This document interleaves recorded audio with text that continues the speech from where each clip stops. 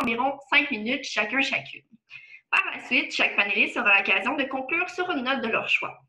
La table ronde sera suivie d'une période de questions. Nous vous invitons alors tous et toutes à en poser. Toutefois, pour la coordination de l'événement, les questions du public ne seront disponibles que pour les personnes ayant accès au clavardage via Internet. Nous en sommes désolés.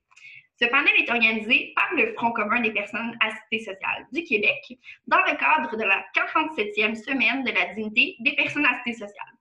Cette série d'activités et d'actions politiques qui se déroule la première semaine de mai vise à réclamer un revenu suffisant pour que les personnes assistées sociales puissent se nourrir, se loger et exister dans la dignité. L'une des grandes revendications de cette semaine est l'élargissement de ce que l'on appelle le revenu de base. Le revenu de base, comme le gouvernement l'entend, c'est un régime de prestation de l'État qui permet de couvrir les besoins de base et qui offre seulement à une catégorie des personnes assistées sociales, c'est-à-dire celles qui ont une contrainte sévère depuis 6 ans, 66 mois sur les 72 derniers mois, pour reprendre les termes du ministère. Ce que le Front commun revendique, c'est la possibilité pour tous les prestataires d'y avoir accès. Cela dit, le terme revenu de base peut renvoyer à plusieurs définitions. Ce soir, pour nous en parler, nous aurons donc la chance d'entendre 3 panélistes.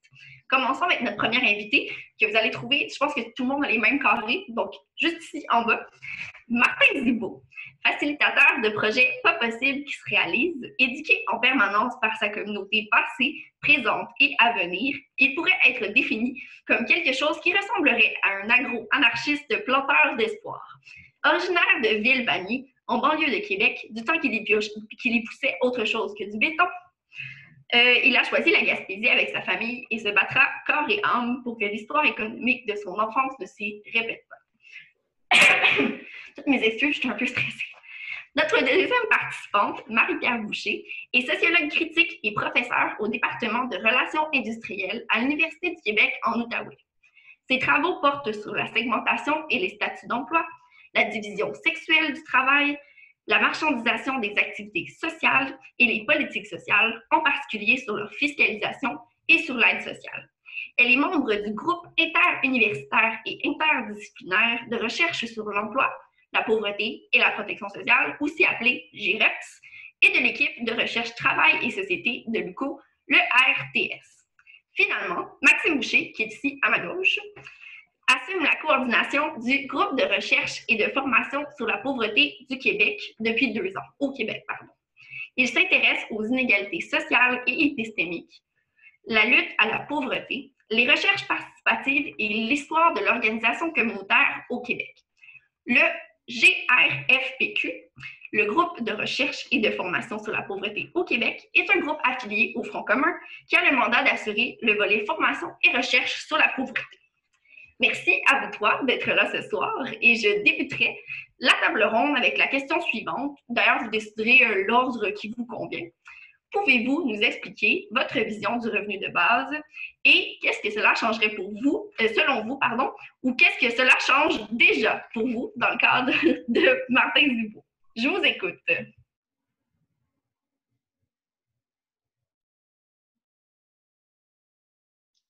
Bien, je vais.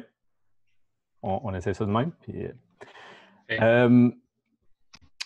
comme Marianne l'a mentionné, je reçois présentement un revenu de base qui est dans le cadre, un peu en parallèle avec un projet qui s'appelle l'Arbre, qui est l'Alliance pour le revenu de base des régions de l'Est du Québec. C'est une alliance qui regroupe le Bas-Saint-Laurent, la Gaspésie et les îles de la Madeleine. Et il n'y a pas longtemps, j'ai proposé de faire un pilote dans le projet de l'Arbre qui se veut un pilote sur 20 ans. Alors, le projet de l'Arbre, on pourra en parler, puis je ne suis pas un spécialiste de ce projet-là, je fais partie du groupe. Et d'ailleurs, je vais parler en mon nom personnel et non pas au nom du groupe, comme on en a parlé un petit peu tout à l'heure.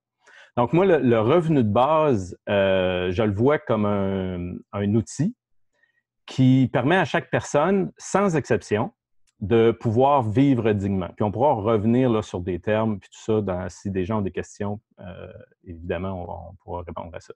Donc, un outil, comme un outil de bois ou de fer, le revenu de base, c'est un outil qui est fait d'argent. Donc, c'est comme ça que moi, je le vois. Puis comme chaque outil, il peut être utilisé de différentes façons par différentes personnes. Chaque personne qui utilise un marteau ne l'utilise pas de la même façon.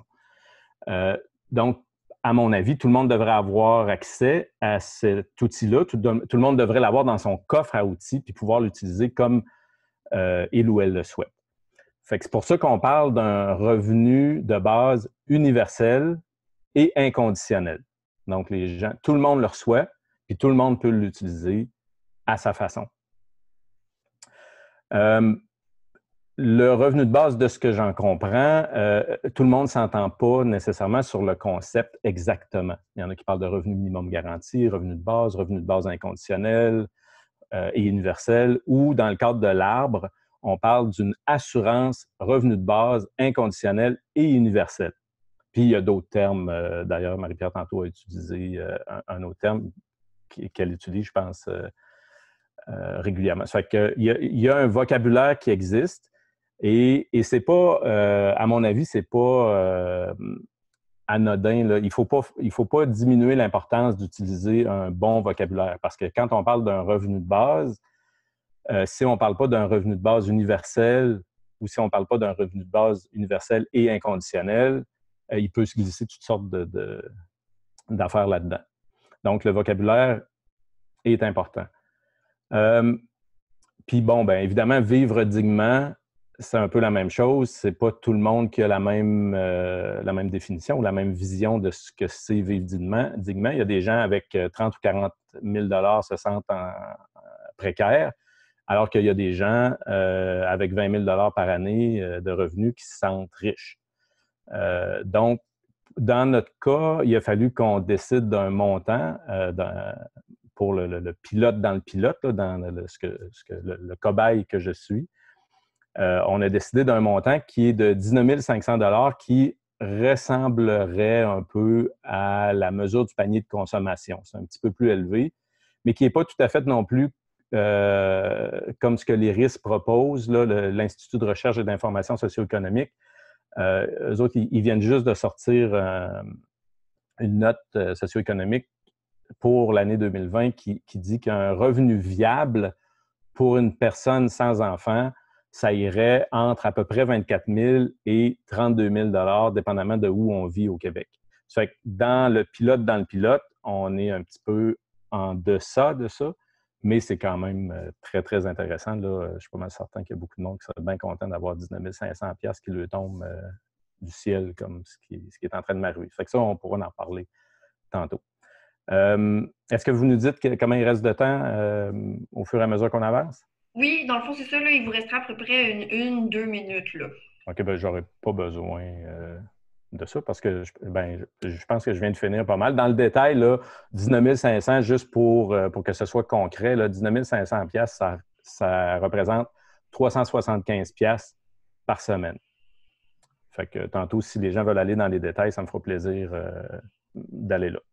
Fait que voilà, ça serait ma réponse à la première question. Bien, merci beaucoup. Je laisserai Marie-Pierre ou Maxime selon votre convenance.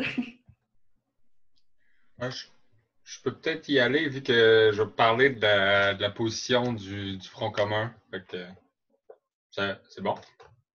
Puis, est-ce qu'il reste du temps, Martin? Je demanderais juste combien vous êtes à être sur le projet pilote, si tu le sais, puis s'il lui reste du temps là, à répondre. Oui, Martin, tu peux nous répondre? Une personne. OK. Oui, je suis. Puis d'ailleurs, dans la question, là, la deuxième partie de la question, c'était qu'est-ce que ça change selon vous? Là, je dis souvent que c'est un peu comme la 649. Là. Ça ne change pas le monde, sauf que ça change le monde. Là. Ça change tout. Là. Vraiment, là, je respire beaucoup plus. Ça couvre presque tous les besoins, le 19 500 de ma famille. Moi, je suis monoparental. À mi-temps, là, les enfants passent 6 mois avec leur mère puis 6 mois avec moi. Puis, ça couvre loyer, assurance, déplacement, téléphone, Internet, puis évidemment ma nourriture. Je ne vis évidemment pas au-dessus de mes moyens, mais je considère que je vis dignement. Tu sais, on parle de ça, là. Est-ce que ça permet de vivre dignement? Pour moi, c'est évident. Puis aussi, ce qui n'est pas non plus... c'est que 100% de ce 375 $-là par semaine retourne dans l'économie locale. Après ça, bon, je fais une petite nuance là, parce que on considère-tu que la Caisse populaire, mon hypothèque là, avec la Caisse populaire, les taxes municipales, les assurances, tout ça, c'est-tu l'économie locale? C'est discutable. Mais en fait, tout mon argent retourne dans l'économie, que ce soit locale ou plus large, là. Puis, bien évidemment, quand les enfants sont avec moi, je suis 100% avec eux autres, disponible. Fait que ça fait 4 mois, ça a commencé en janvier. Puis, les impacts là, se font sentir déjà au niveau de la santé mentale. Là, même physiquement, le fait qu'on mange... l'année passée, j'ai fait 4 000 $ dans mon année. Cette année, on s'enligne vers 19 000. On ne mange pas de la même façon. Là. Ça, c'est évident. Fait que, puis aussi, ben, je reviendrai plus tard, là, mais au niveau du travail, on dit souvent que ça empêche, pas que ça empêche, mais une des craintes par rapport aux revenus de base, c'est est-ce que je vais m'asseoir sur mon steak puis je ne vais rien faire? C'est tout le contraire. Là. C'est motivant, j'ai le goût de travailler, j'ai le goût de faire de quoi d'utile, mais en même temps, je prends soin de ma santé. Tantôt, je réfléchissais à tout ça. Puis là, à un moment donné, j'avais trop d'écran. Je suis parti en bicycle. Je n'ai pas demandé la permission à personne. Je n'ai pas été coupé sur rien, sur l'argent qui rentre. Fait que, il y a vraiment, là, ça change le monde, là, c'est clair. Je vais devoir vous couper, mais vous me devancez en plus. On a une question justement sur est-ce que ça va forcer les gens est-ce que les gens vont rester assis sur leur steak? J'ai très hâte d'entendre votre réponse. Donc, Maxime, tu peux y aller sur position du Front commun. Oui, mais ça, puis ce soir, je tiens à le préciser un peu comme Marie-Pierre a fait plus tôt. Là, il y a des fois où je parlais comme au nom du Front commun, de personnes sociales, d'autres fois au nom du groupe de recherche, puis d'autres fois en mon nom, là, fait que ça se mélange. Mais là, pour commencer, je parle vraiment, je rappelle la position du Front commun, sa vision du revenu de base. Puis ça s'appelle un revenu social universel garanti. Fait que Martin disait tantôt, les mots sont importants et puis il y a le Front commun a quelque chose à dire pour chacun de ces mots-là. Ça donne l'acronyme RSUG, qui est plutôt actif, mais ça donne, on peut dire, les militants.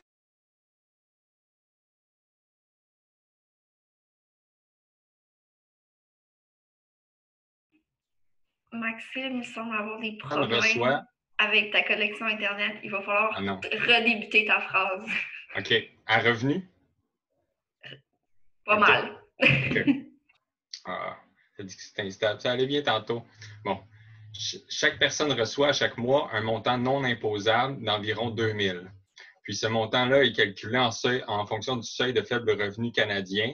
Fait que pour une personne seule, en 2018, c'était 21 500, mais fait que, on peut dire qu'on est proche du 24 000 par année, là, fait qu'un 2 000 mensuel à peu près. Social, ça veut dire que c'est pas juste le revenu, c'est que le revenu, ça va avec des programmes sociaux aussi, des services publics universels et gratuits. Fait que, il n'y a pas juste par le marché privé, avec l'argent qu'on peut satisfaire à nos besoins. Puis, il y a aussi par des services publics. Fait que on peut penser à l'éducation, la santé, l'assurance médicaments, les transports en commun. Puis, le Front commun revendique pour le maintien, l'amélioration des services publics, mais aussi pour l'extension des services publics, entre autres que les soins de dentistes et d'optométristes soient couverts par la RAMQ aussi, là, que ça soit sorti du privé, puis que ça rentre dans les régimes publics. On pourrait aussi, le Front commun parle aussi de la gratuité scolaire au cégep et à l'université, donc étendre ça. Puis on pourrait aussi penser à la gratuité de l'alimentation, par exemple, l'alimentation locale comme un nouveau service public. Bref, ça se réfléchit aussi des services publics. Après ça, il y a universel, c'est que toute personne ayant la citoyenneté y a droit, puis c'est établi sur une base individuelle, pas en fonction du ménage. Fait que peu importe avec qui on vit, comment est-ce qu'on est chez soi, c'est une personne a son montant.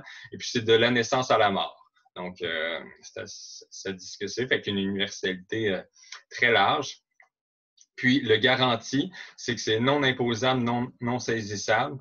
Donc, c'est vraiment un revenu de base, que c'est un plancher en dessous duquel une personne ne peut pas tomber. Donc, c'est impossible à partir du moment où c'est instauré qu'une personne ait moins que ça dans son année comme revenu. Donc, c'est vraiment un plancher, d'où le garanti. Donc, ça, c'est la position du Front commun. Puis, à l'autre question, qu'est-ce que ça changerait selon le Front commun et selon moi? Mais c'est sûr que du point de vue des personnes à cité sociale, ben, c'est fini la stigmatisation d'être sur l'aide sociale, d'être un BS, d'être stigmatisé. C'est fini aussi toute l'exclusion de la société, puis d'être sur un régime, de vivre sur un régime qui est excluant, qui nous bafoue des droits, puis le droit à la vie privée, le droit de pouvoir être aidé par sa famille, le droit de pouvoir vivre en colocation, le droit de pouvoir avoir une relation amoureuse, une vie amoureuse conjugale, de ne pas se faire couper son chèque. Fait que c'est tout ça qui saute. C'est sûr que pour les personnes à cité sociale, pour reprendre ce que Martin disait, ça ne changerait pas le monde, sauf que ça changerait bien des choses. Mais ça changerait aussi d'autres choses, mettons, point de vue économique et social. Il y a le Conseil national du bien-être en 2007. C'est une instance de recherche qui donnait des avis. C'était fédéral. Ça a été coupé par Harper, là, soit dit en passant, mais ils ont fait un très bon rapport. Ça s'appelait Le sens des sous. Puis là-dedans, ils disaient que d'éliminer la pauvreté en donnant un revenu de base à tout le monde, ça coûterait la moitié moins que ça nous en coûte pour pallier à la pauvreté, puis au coût que la pauvreté engendre. Parce qu'on sait que la pauvreté est la cause de bien des problèmes en éducation, en santé. C'est les personnes qui sont pauvres vivent 10 ans de moins en moyenne que les personnes les plus aisées. Ils ont plus de problèmes de santé plein. En éducation, en emploi aussi. Il y a tout aussi la criminalité de la pauvreté qui serait enrayée. Donc, c'est tous ces coûts-là qu'ils ont mis dans leur calcul pour finalement dire que si on élimine la pauvreté, ça coûte moins cher que de la pallier, de patcher, d'intervenir après coup. Là. Puis, dans le Front commun aussi, votre traité va dire on passerait d'une société de défiance à une société de confiance. Ça, pour moi, c'est très important aussi. Là, c'est de donner les moyens aux personnes de faire ce qu'elles veulent. C'est de se dire qu'on se fait confiance plutôt que d'être méfiant et de dire qu'on est par nature ou qu'on est paresseux, là, que si on n'a pas d'argent, si on a de l'argent, on va rester chez nous à rien faire. Mais c'est le contraire, c'est de se faire confiance. Puis, ouais, mais ça, je vais y revenir plus tard. Puis, je vais finir sur point de vue de l'égalité puis de la dignité. Ben, c'est que là, on donne les moyens à tout le monde de bien vivre. Et puis, puis ce qui me paraît super important, c'est que souvent, les personnes les plus pauvres, les moins organisées, sont celles qui se font le moins entendre sur la place publique. Puis, on le voit actuellement dans le contexte de la crise de la COVID, mais là, tout le monde est protégé d'emblée, puis on donne les moyens à tout le monde de bien vivre, puis de ne pas devoir endurer des situations dégradantes ou d'exploitation ou de dépendance financière parce qu'elles ont les moyens de s'en sortir si elles s'en sentent capables, si elles veulent. Fait qu'on peut penser à des relations conjugales toxiques, des relations de travail toxiques aussi, ou autres. Fait que je vais arrêter là-dessus pour l'instant. J'ai juste besoin de la précision. Quelqu'un demandait si tu pouvais redonner le nom de l'étude qui disait qu'au point de vue économique, oui. C'était rentable. Oui, c'est le Conseil national du bien-être social, le CNBES, puis c'était le sens des sous. Parfait. C'était en 2007 que ça allait paru. Parfait. Merci. Si jamais vous ne le trouvez pas, écrivez à info@grfpq.org, je vous l'enverrai, ça va me faire plaisir. Merci beaucoup. Je laisserai la parole à Marie-Pierre. Alors, je rappelle que la première question, c'était de présenter nos visions du revenu de base, puis c'est la question la plus embêtante pour moi. Après, je réserve des réponses contrastées pour les autres questions à venir, mais celle-là, elle était embêtante parce que j'ai l'impression d'avoir ou porter différentes visions selon disons, les chapeaux que je mets. Je vais commencer par le chapeau personnel citoyen, si on veut. La première fois que j'ai entendu parler de l'allocation universelle, c'est à ce moment-là, c'est un peu comme ça qu'on l'appelait, en 97. Ça a changé ma vie. J'avais vraiment le sentiment qu'on pouvait de nouveau, en tout cas, j'avais le sentiment que je pouvais croire à quelque chose, que croire était rendu possible. Puis, je vous le donne en mille, c'était de croire que j'allais pas être obligée, s'il y avait une mesure comme ça qui existait, à passer ma vie à la gagner. Puis, donc, dans le fond, puis j'ai encore cette vision-là dans mon salon, ben pas juste dans mon salon, dans les rues aussi parfois, j'ai une vision anticapitaliste de cette proposition-là, puis je la pense beaucoup par rapport au lien entre assistance sociale puis obligation de travail puis société de travail. Fait que ça, c'est la dimension anticapitaliste, mais qui est très paradoxale parce qu'on parle d'un revenu de base. La deuxième vision que j'ai, c'est la vision de la sociologue, de la chercheuse qui travaille sur cette question-là depuis quand même presque 25 ans et qui est une vision qui a un peu extirpé, puis là, c'est parce que j'ai pas envie non plus de répéter ce qui a été dit, que je partage largement, mais qui a extirpé une compréhension que j'ai eue de cette mesure-là, qui est sa mécanique qui passe par justement un revenu de base puis un financement par le système d'impôt.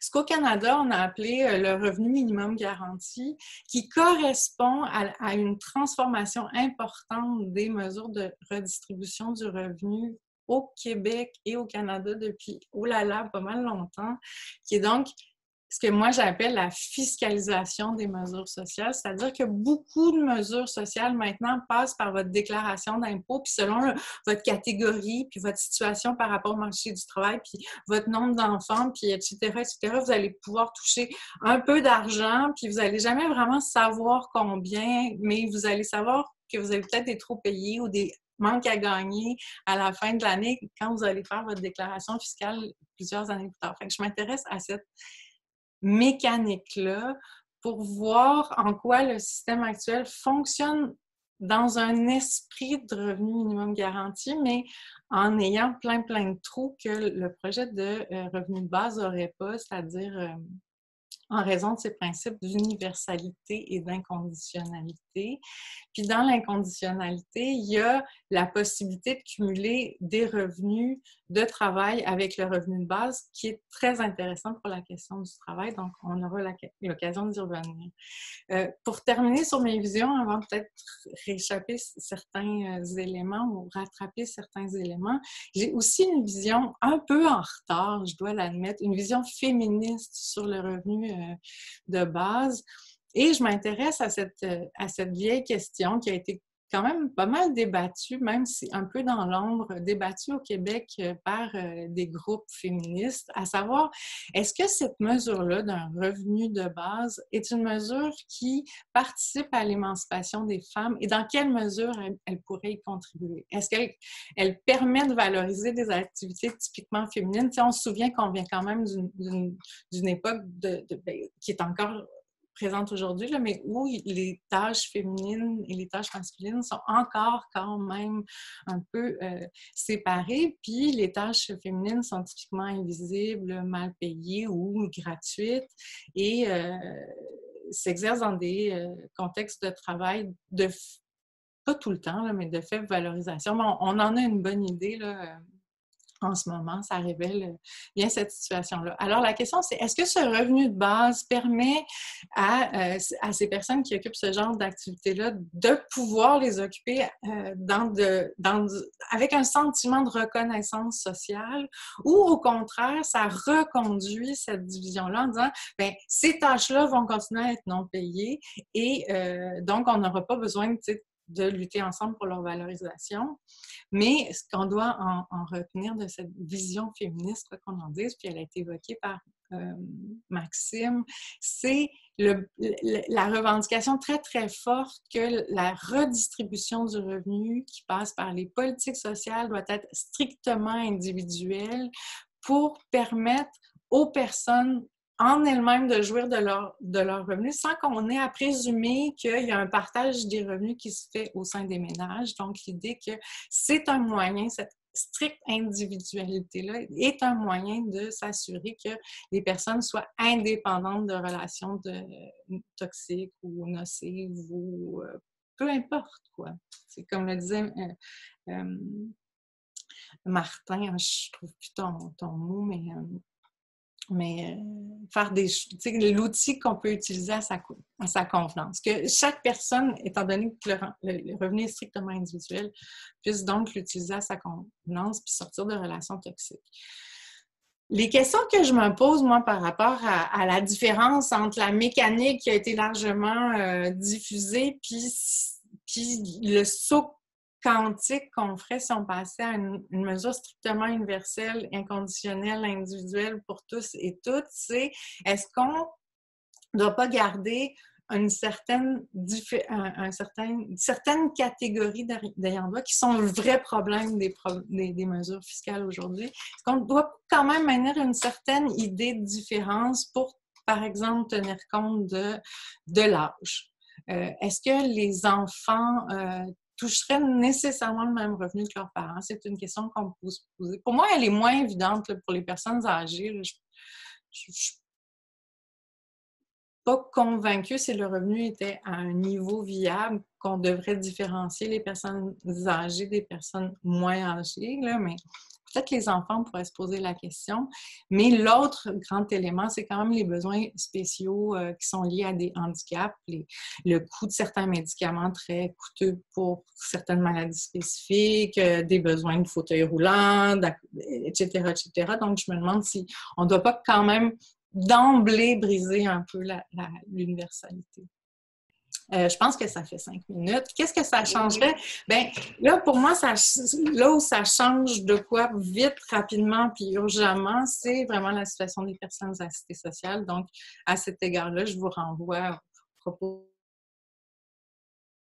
de Maxime, là, contribuer à déstigmatiser cette situation d'assistance sociale et aussi permettre justement que ces personnes-là puissent pratiquer des activités de travail, ce qui est grosso modo pas le cas, ou très faiblement le cas dans le programme actuel. Fait que j'aurais d'autres choses à dire, là, mais pour l'instant, j'arrête là. Je garde quand même en note les difficultés ou du moins les embûches à un revenu de base universel. Je le note. Je pense que ça pourrait être vraiment pertinent de revenir à la fin dans les autres questions. Donc, je passerai à la deuxième question. Merci d'ailleurs de vos explications. C'était, ma foi, j'ai tout plein de questions en tête. Donc, quelle est la pertinence d'un revenu de base dans un contexte de crise? Et je mets crise avec un grand S. Il y a des crises écologiques, des crises sociales, il y a la crise de la COVID en ce moment sanitaire. Donc, quelle est la pertinence vraiment d'un revenu de base là, dans des situations comme on vit en ce moment? Martin, tu peux y aller.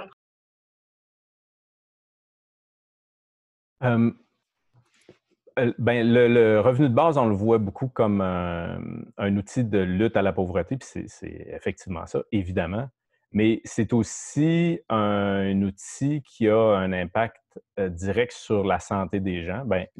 Maxime l'a dit tantôt, l'a très bien dit, c'est 10 ans de différence là, au niveau de la durée de vie des gens qui sont en situation de pauvreté. Fait que, c'est clair qu'il y a un lien là-dessus. Puis il y a aussi un lien... en fait, on met souvent de côté l'élément développement économique. Il y a le fait que...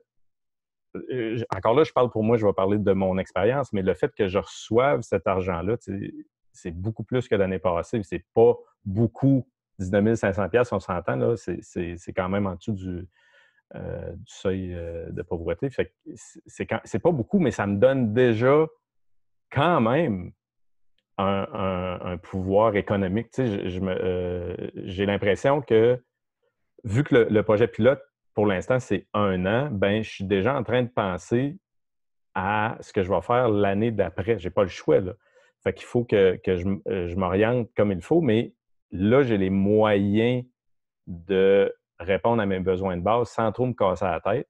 Fait que, ça a un impact. Puis, je pense que mon fils de 12 ans a résumé par rapport à la situation présente là, avec la COVID-19, il a dit 1 mois après le confinement à peu près, Il dit, moi, la pandémie, ça ne change rien dans ma vie. Là, quand il m'a dit ça, j'ai comme fait, ouais, j'étais comme un peu surpris. C'est-tu la prétention d'un petit gars de 10 ans? Tu peux être prétentieux à 10-12 ans? Puis là, j'étais là, ouais. Mais en réalité, je le voyais bien, là, lui, ses besoins de base sont pris en charge. Puis, en plus, là, c'était comme un bonus, là, il y avait papa à la maison tout le temps. Fait qu'il tripait, lui, il y avait juste du fun dans la vie, là. Ben après ça, notre situation, on n'a pas été touché jusqu'à maintenant. On est en parfaite santé et tout ça. Fait que le fait qu'on puisse répondre à nos besoins de base, peu importe la crise, puis c'est bien que tu notes, Marianne, qu'il y en a quelques-unes, crises, là, à venir, et il y en a une couple qu'on est dedans, puis on n'a pas l'air de s'en apercevoir collectivement. Moi, le revenu de base, il m'apporte du calme. Je suis disponible pour faire des choses, pour être actif, pour être utile. Ce soir, moi, je suis là, je suis payé, entre guillemets, dans le sens que, je veux dire, j'ai rien... J'ai pas de stress, là. Je peux prendre 2, 3 heures, 4 heures, si on veut. Il n'y en a pas de problème. C'est moi qui choisis. Je suis disponible. Et puis ça, bien, évidemment, là, je suis plus à l'écoute parce que j'ai moins de stress. Je ne suis pas dans l'urgence. Je ne suis pas en train d'essayer de penser à des stratagèmes pour répondre à mes besoins, pour aller chercher de l'argent. Fait que, dans le cas présent, on ne se met pas en danger, puis on ne met pas d'autres personnes en danger parce qu'on n'est pas obligé d'être en mode survie. C'est un aspect qui est quand même important aussi, à mon avis. Donc, on diminue les risques. Cet argent-là qui nous permet de répondre à nos besoins de base diminue les risques de se retrouver malade, puis de se retrouver dans le système de santé, puis de contribuer à l'engorgement du système de santé. Fait que, encore là, c'est des aspects qu'on ne voit pas toujours. On focus souvent sur les dollars, mais ces dollars-là, ils ont un impact réel dans la vie. C'est fou comment... mais je reviendrai plus tard. Là, je pense qu'on peut revenir à la fin. Là, je veux focusser, mais il y a tout l'aspect stigmatisation. Il faut parler de ça. C'est tellement important. Puis, bien, évidemment, moins de stress, plus calme. Avec mes enfants, on a pu prendre le temps de parler de ce qui se passait. Avant que l'école finisse, on fait un peu l'école à la maison. Je dis un peu parce qu'on fait comme un 3 jours d'école normale puis un 2 jours d'école à la maison. Pas d'école, mais d'éducation à domicile. Puis quand Émile et Juliane, mes enfants, revenaient de l'école juste avant qu'on soit en confinement, ils étaient stressés, mais stressés au coton. Là. Puis je ne savais pas ce qu'ils entendaient à l'école, mais je savais que ça leur faisait peur. Puis ça a pris une couple de semaines avant qu'ils se calment.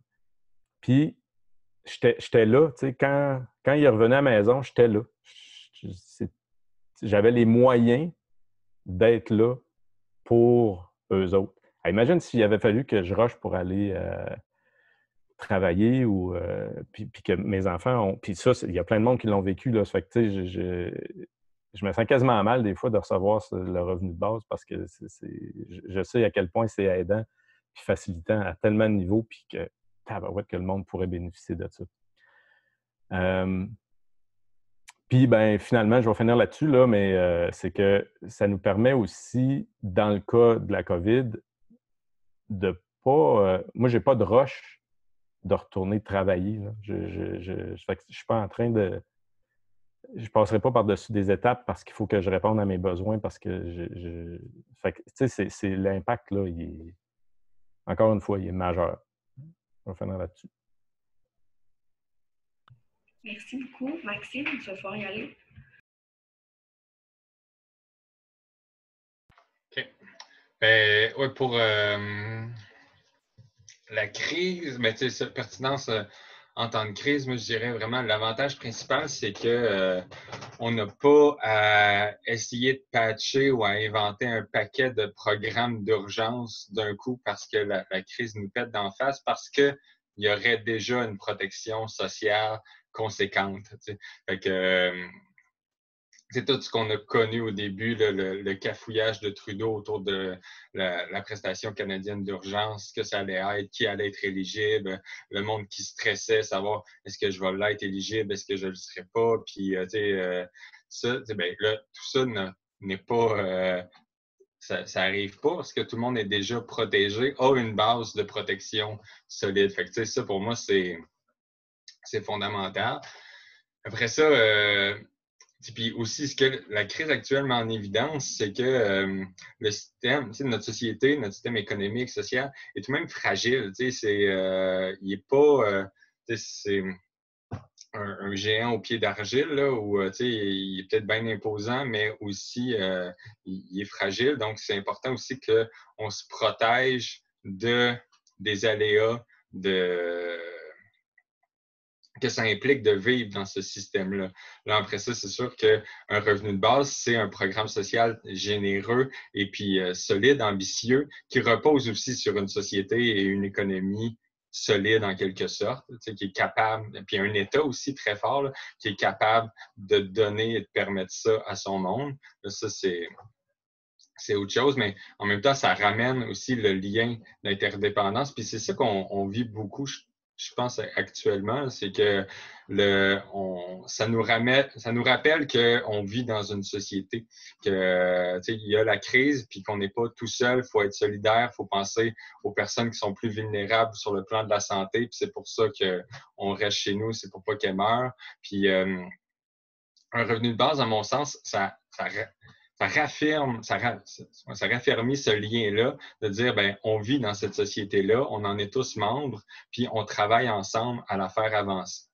Fait que ça, puis là, ici, là, je mets mon chapeau personnel là, je parle plus de la position du Front commun, mais de ce que, dans mes souhaits les plus intimes, là, chers, de ce que pourrait être aussi le revenu de base. Puis, c'est quand j'entendais le ministre d'économie québécoise, là, Pierre Fitzgibbon, encenser l'initiative du panier bleu pour redynamiser notre économie locale. Je ne sais pas si vous connaissez le panier bleu, là, le site Internet qui recense les commerçants, entreprises du Québec. Puis là, je me disais, c'est comme un peu démuni comme ministre de l'Économie que de juste dire au monde, allez vers cette plateforme-là et consommer local, alors qu'un revenu de base pourrait aussi se permettre d'intégrer une partie de principe de monnaie locale, puis de verser une partie de son revenu au monde en monnaie québécoise, qui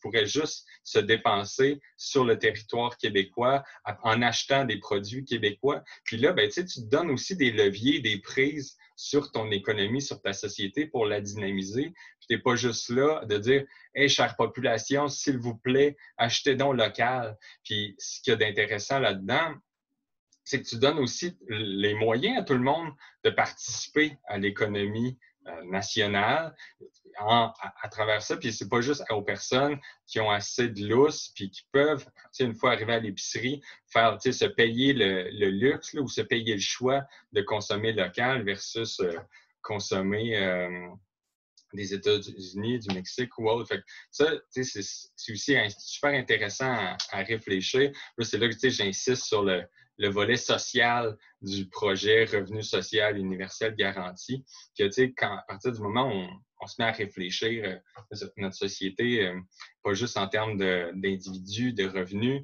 mais qu'aussi il y a des services publics, puis on peut agir sur plein de manières, puis que c'est pas juste le libre marché qui doit qui doit décider si on a accès à telle chose ou telle autre, ben on se donne le droit d'agir sur nous-mêmes, puis aussi de se donner des leviers pour agir sur notre société, notre économie en temps de crise. Merci beaucoup. Je laisserai la parole à Marie-Pierre. Ben moi, j'ai exclusivement raisonné à courte vue en prenant vraiment la pandémie actuelle comme toile de fond pour répondre à cette question. Là, je le rappelle, c'est la pertinence d'un revenu de base dans un contexte de crise. J'ai commis un texte parce que j'ai fait une montée de lait à un moment donné à la Xème semaine où, après la série d'annonces au compte-gouttes de mesures de soutien aux revenus d'urgence, là, je me suis un peu tannée, puis j'ai réagi en disant, là, il y a quelque chose qui m'échappe, là, il y a une rationalité qui m'échappe, puis c'est de ça dont je vais parler avec vous, parce que le contexte actuel lève deux importants dogmes de la redistribution qui sont en place depuis une quarantaine d'années là, au Canada, au Québec. Là. Je ne dis pas que c'est nouveau, là, mais je dis que c'est vraiment des dogmes qui sont fondamentaux de la redistribution contemporaine, à savoir, il faut limiter les dépenses publiques, puis il faut articuler chaque mesure de redistribution à la position occupée par les personnes relativement au marché du travail ou à l'obligation de s'insérer sur le marché du travail. Puis la pandémie lève ces deux dogmes-là, c'est-à-dire que d'un côté, il n'y a pas l'air d'avoir de limite à la dépense sociale, fait que go, allons-y, tu sais, si sky is the limit, ben dépensons, puis pensons à la manière de soutenir le revenu. Puis l'autre dogme, c'est que on veut pas que les gens travaillent, c'est-à-dire que pour une fois, on veut surtout pas que le soutien du revenu soit articulé à la situation de si on met ça d'un coup qui voudrait, puis qui aurait, tu sais, donc on peut réfléchir en termes de soutien du revenu sans cette espèce d'épée de Damoclès qui pend au-dessus des mesures de soutien du revenu, qui sont toujours liées à l'impact que ça peut avoir sur l'incitation au travail de X, Y, Z. Puis, à cet égard-là, ben on a quand même des petits gains qui sont qu'on a aboli la différence entre les chômeurs ou les travailleurs indépendants. Donc, on les traite sur le même pied. On dit ces deux groupes-là ont perdu des revenus qui sont liés à leur activité de travail, donc on va les soutenir avec la prestation canadienne d'urgence. Puis, on a égalisé les conditions de vie des gangs petits parce que le 2000 $, ben pour eux, ça représente un gain par rapport à leurs mauvaises conditions salariales usuelles. Donc, on a fait deux gains vers l'égalité, puis là, je réfléchis en termes d'égalité, mais on a laissé des traitements différentiels hérités des anciennes catégories qui sont liés aux positions par rapport au marché du travail. À cet égard-là, on peut se demander pourquoi les étudiants n'ont pas droit à une PCU équivalente aux chômeurs-chômeuses. Et puis, tu sais, ce qui nous saute à la figure, en tout cas pour les personnes qui s'intéressent aux situations des personnes assistées sociales, c'est qu'elles sont laissées complètement, tu sais, à l'écart de ces mesures généreuses, alors que la situation révèle toute l'économie politique d'en bas, c'est-à-dire que ces personnes-là, on le sait, personne n'est capable de vivre avec 690$ par mois quand tu es la personne seule. Donc, il y a toute une économie de débrouille qui est faite d'aide alimentaire, de X, Y, Z, etc. Puis tout ça s'effondre en ce moment. Puis, on dit, mais on ne va pas tenir compte de ces besoins spécifiques qui concernent cette population-là. Donc, on a décidé de maintenir des écarts artificiels en fonction des situations de travail qui n'existent pas en ce moment. Et ça révèle donc un peu qu'on aurait pu, au contraire, expérimenter une mesure généreuse, puisqu'on a les moyens apparemment, une mesure généreuse et strictement égalitaire, puis qu'on aurait pu goûter à l'égalité, on se serait rendu compte que les personnes assistées sociales, comme tout le monde, souhaitent travailler.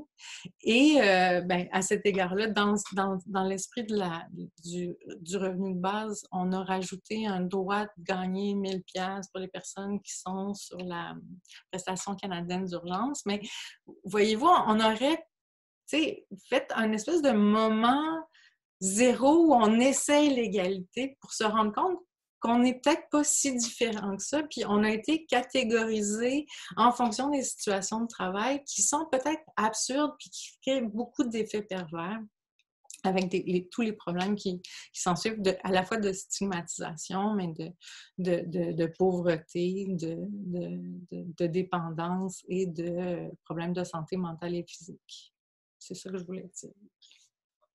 Je suis vraiment subjuguée. Vous amenez tout plein d'enjeux transversaux là, à la crise et au revenu de base. Là. J'ai très hâte de la période de questions. La dernière question, elle est un peu plus mordante. Donc, voilà. Que répondez-vous aux personnes qui disent que la société ne fonctionnerait plus avec un revenu de base? Je donnerai la parole en premier à Martin, qui lui-même, est-ce que tu passes ta journée dans ton salon? Tu trouves ça plat, tu t'ennuies? Oui. Je vais me faire une note à moi-même de ne pas devenir trop cynique avec les réponses que je vais donner, là. En fait, je répondrais d'abord, est-ce que la société fonctionne bien maintenant, présentement? Ce serait pas mal ma première question. Il y a tellement d'indicateurs, d'indices, de données. On les a, là, les données, que l'inégalité augmente. Fait que, bon, ça serait ma première réponse. Après ça, je parlerai peut-être du PCU. Le PCU a l'air de bien aller présent. C'est bien aller, on s'entend, là, mais je veux dire, le 2000 par mois, il a l'air de faire la job. Il n'y a pas grand monde qui se plaint de le recevoir. Ça fait que ça, déjà aussi. Puis, j'irais aussi, parce qu'on entend souvent qu'on n'a pas les moyens financiers on n'a pas les moyens financiers d'un revenu de base. Ça coûterait trop cher. L'ex-ministre Blais, là, François Blais, je pense qu'il dit souvent c'est compliqué. Hein? C'est pour ça que c'est pas arrivé encore. C'est parce que c'est compliqué. Puis on n'a pas les moyens, hein, ça coûterait cher. Mais tu sais, Maxime puis je pense que Marie-Pierre, les deux l'ont dit clairement. Est-ce qu'on a les moyens de ne pas investir dans la lutte à la pauvreté, etc. Fait que mon chien vient d'entrer dans le salon, excusez-moi.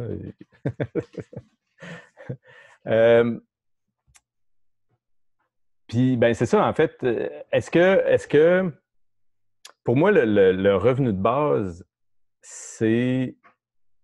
Dans le projet de l'Arbre, on parle d'une assurance revenu de base. C'est très intéressant, puis on pourra peut-être parler un petit peu des détails tantôt, mais c'est comme l'assurance santé, ou c'est un peu comme l'éducation. Tu sais, l'assurance santé, tout le monde y a accès, mais tout le monde ne va pas l'utiliser. Puis, il faudrait aussi qu'on se pose la question, justement, est-ce qu'on a les moyens de ne pas avoir un système de santé puis un système d'éducation comme on a présentement?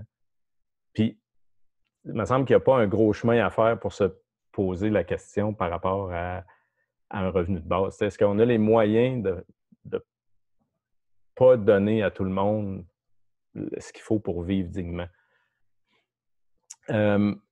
Puis au niveau des moyens, là, je veux dire, c'est quand même une méchante joke, là. Chaque année, le gouvernement canadien, je pense qu'il y a comme pas loin de 200 millions de fraudes au niveau de l'assurance-emploi. Puis, si on regarde ça, 200 millions de dollars, ça a l'air énorme. Mais quand on compare ça à la fraude fiscale relative aux paradis fiscaux, qui est de... Le gouvernement canadien dit lui-même 25 milliards de dollars, puis Alain Deneau dit 50 milliards de dollars. En tout cas, c'est parce qu'on compare des affaires. On compare des pommes. Des fois, on dit des pommes et des oranges. Là, je dis qu'on compare des pommes puis des gommes ballons. Ça n'a rien à voir. J'ai vu à un moment donné. C'est parce qu'on saisit mal qu'est-ce que c'est 1 milliard par rapport à 1 million. J'ai vu quelque chose passer à un moment donné. 1 million de secondes, là, si, mettons, on mettait ça en secondes, là. 1 million de secondes, c'est environ 11 jours. 1 milliard de secondes, c'est 35 ans. La différence entre les deux est tellement énorme. Puis, on s'acharne sur le petit monde, en fait. Le 200 millions, là, on met plein d'énergie là-dedans, puis là, on veut gratter ces 200 millions-là, alors qu'il y a 25, au moins 50 milliards de dollars qui dorment dans des paradis fiscaux. À un moment donné, tu sais, il va falloir qu'on soit un peu sérieux, mais je pense pas que c'est, malheureusement, je pense pas que c'est le politique qui va être sérieux avec ça. Puis si on attend après le politique, ça veut pas dire qu'il faut pas mettre de pression. Tu sais, après ça, là, je pense qu'il faut. Mais j'aimais tantôt, Maxime a commencé à parler un petit peu de liens qu'on peut faire avec des monnaies complémentaires ou avec tu sais, un revenu de base, là, ça pourrait être bien plus que de recevoir 19 500 $ canadiens. Ça pourrait être tellement d'affaires.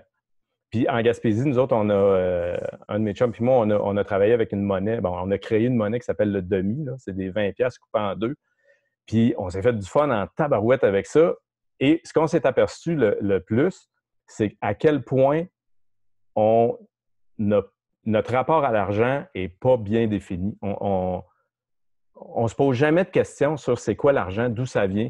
Pourquoi est-ce qu'on ne peut pas créer notre propre monnaie? Tu sais, c'est des banques privées qui fournissent l'argent au Canada, alors que le Canada a déjà imprimé sa propre monnaie. Puis de toute façon, c'est quoi l'argent? Tu sais, là, je ne veux pas rentrer dans ce gros débat-là, là, mais tu sais, l'argent, là, c'est une création c'est imaginaire, là.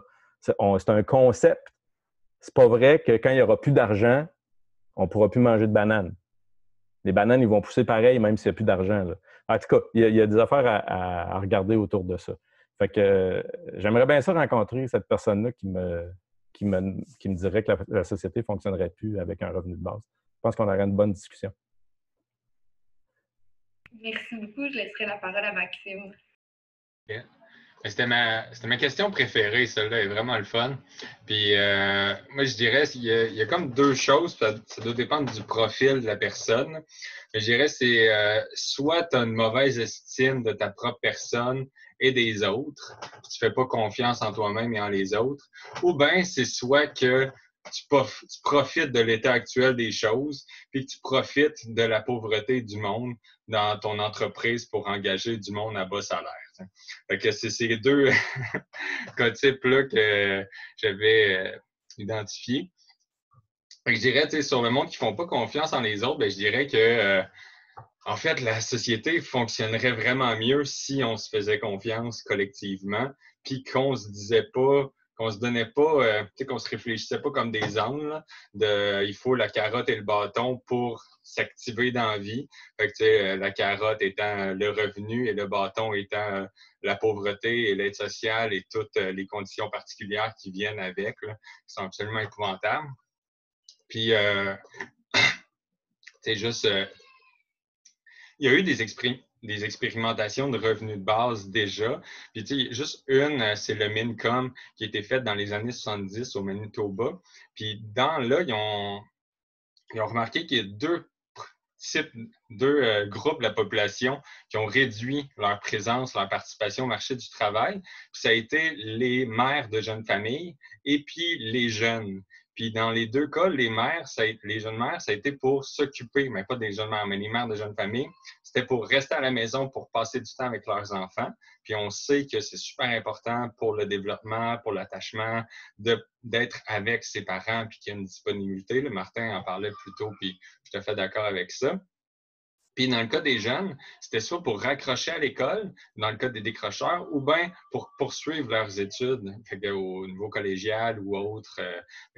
On ne peut pas dire que dans ces deux cas-là, c'est des activités inutiles et insignifiantes. Là, ça fait qu'il faut se faire confiance, puis faire confiance au monde que si on les libère de la contrainte, de la menace de la pauvreté, puis la contrainte de devoir travailler pour subvenir à leurs besoins, je ne pense pas qu'ils vont se consacrer à des activités inutiles et insignifiantes. C'est tout le contraire. Puis, il y a aussi dans un film documentaire, là, c'est le Free Lunch Society qui parle du revenu de base. Là-dedans, on voit le directeur de la loterie autrichienne. Puis, eux, ils ont recensé les cas de gens qui gagnaient à la loterie, gagnant à vie, là, ils ont l'équivalent. Puis ils voyaient que dans la plupart des cas, le monde, ils partait des entreprises ou ils en profitaient pour réaliser leurs rêves, mais c'était pas des rêves oisifs, là, rester chez eux, écouter des séries. Là. Au contraire, c'était des rêves très proactifs. Puis dans bien des cas, ils étaient des bons employeurs parce qu'ils étaient moins stressés de la faillite parce qu'il y avait un revenu constant. Fait que, c'est avec ça. Puis l'autre bout, puis il faut se faire confiance, là, puis qu'on est notre libre arbitre d'individus, mettons, libérés de la contrainte et de la peur du travail, de la peur de la pauvreté. C'est David Graeber, un anthropologue, qui a écrit le livre Bullshit Jobs. Puis les Bullshit Jobs, c'est des jobs que les gens qui les ont eux-mêmes sentent que c'est insignifiant puis inutile pour le monde.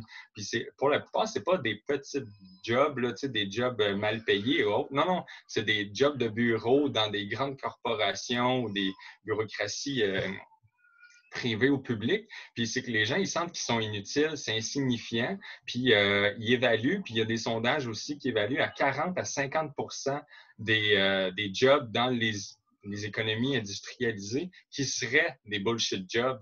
Puis c'est des jobs qui servent à rien à la collectivité, qui servent juste pour la plupart à renforcer le pouvoir et ou le prestige de compagnies et d'individus qui ont le bain de l'argent pour pouvoir se payer du monde à juste faire rayonner leur prestige et leur richesse. Donc là, c'est là qu'on se pose la question de, est-ce qu'on fait plus confiance aux individus libres de la peur de la pauvreté pour travailler puis se consacrer à des activités, ou on fait plus confiance aux compagnies et au monde qui ont de l'argent pour faire travailler le monde puis faire fonctionner la société?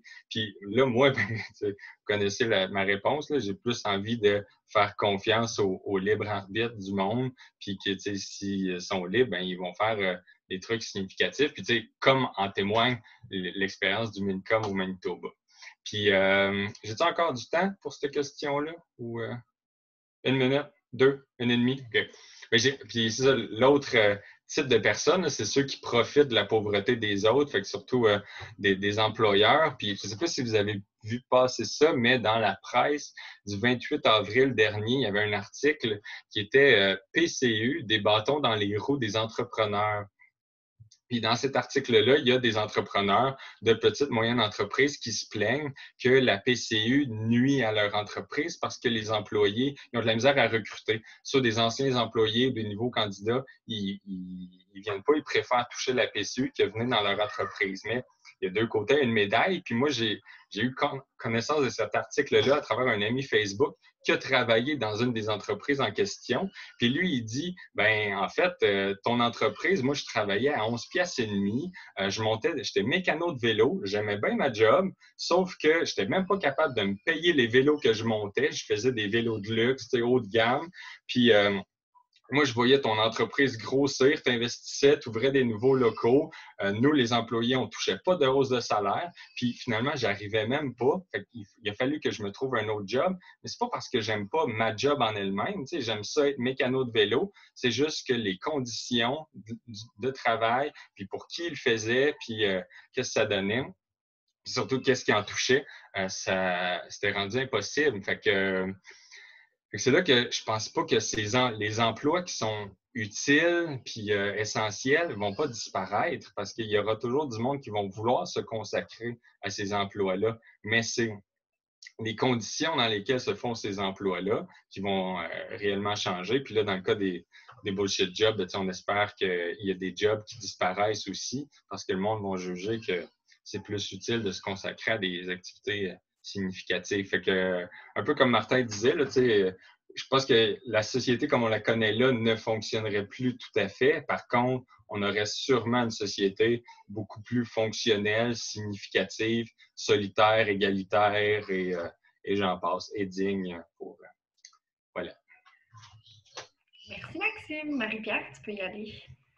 Alors, comme je suis la dernière, je rappelle la question, c'est est-ce que vous pensez que la société pourrait continuer à fonctionner avec un revenu de base? Puis, je voulais dire deux choses sur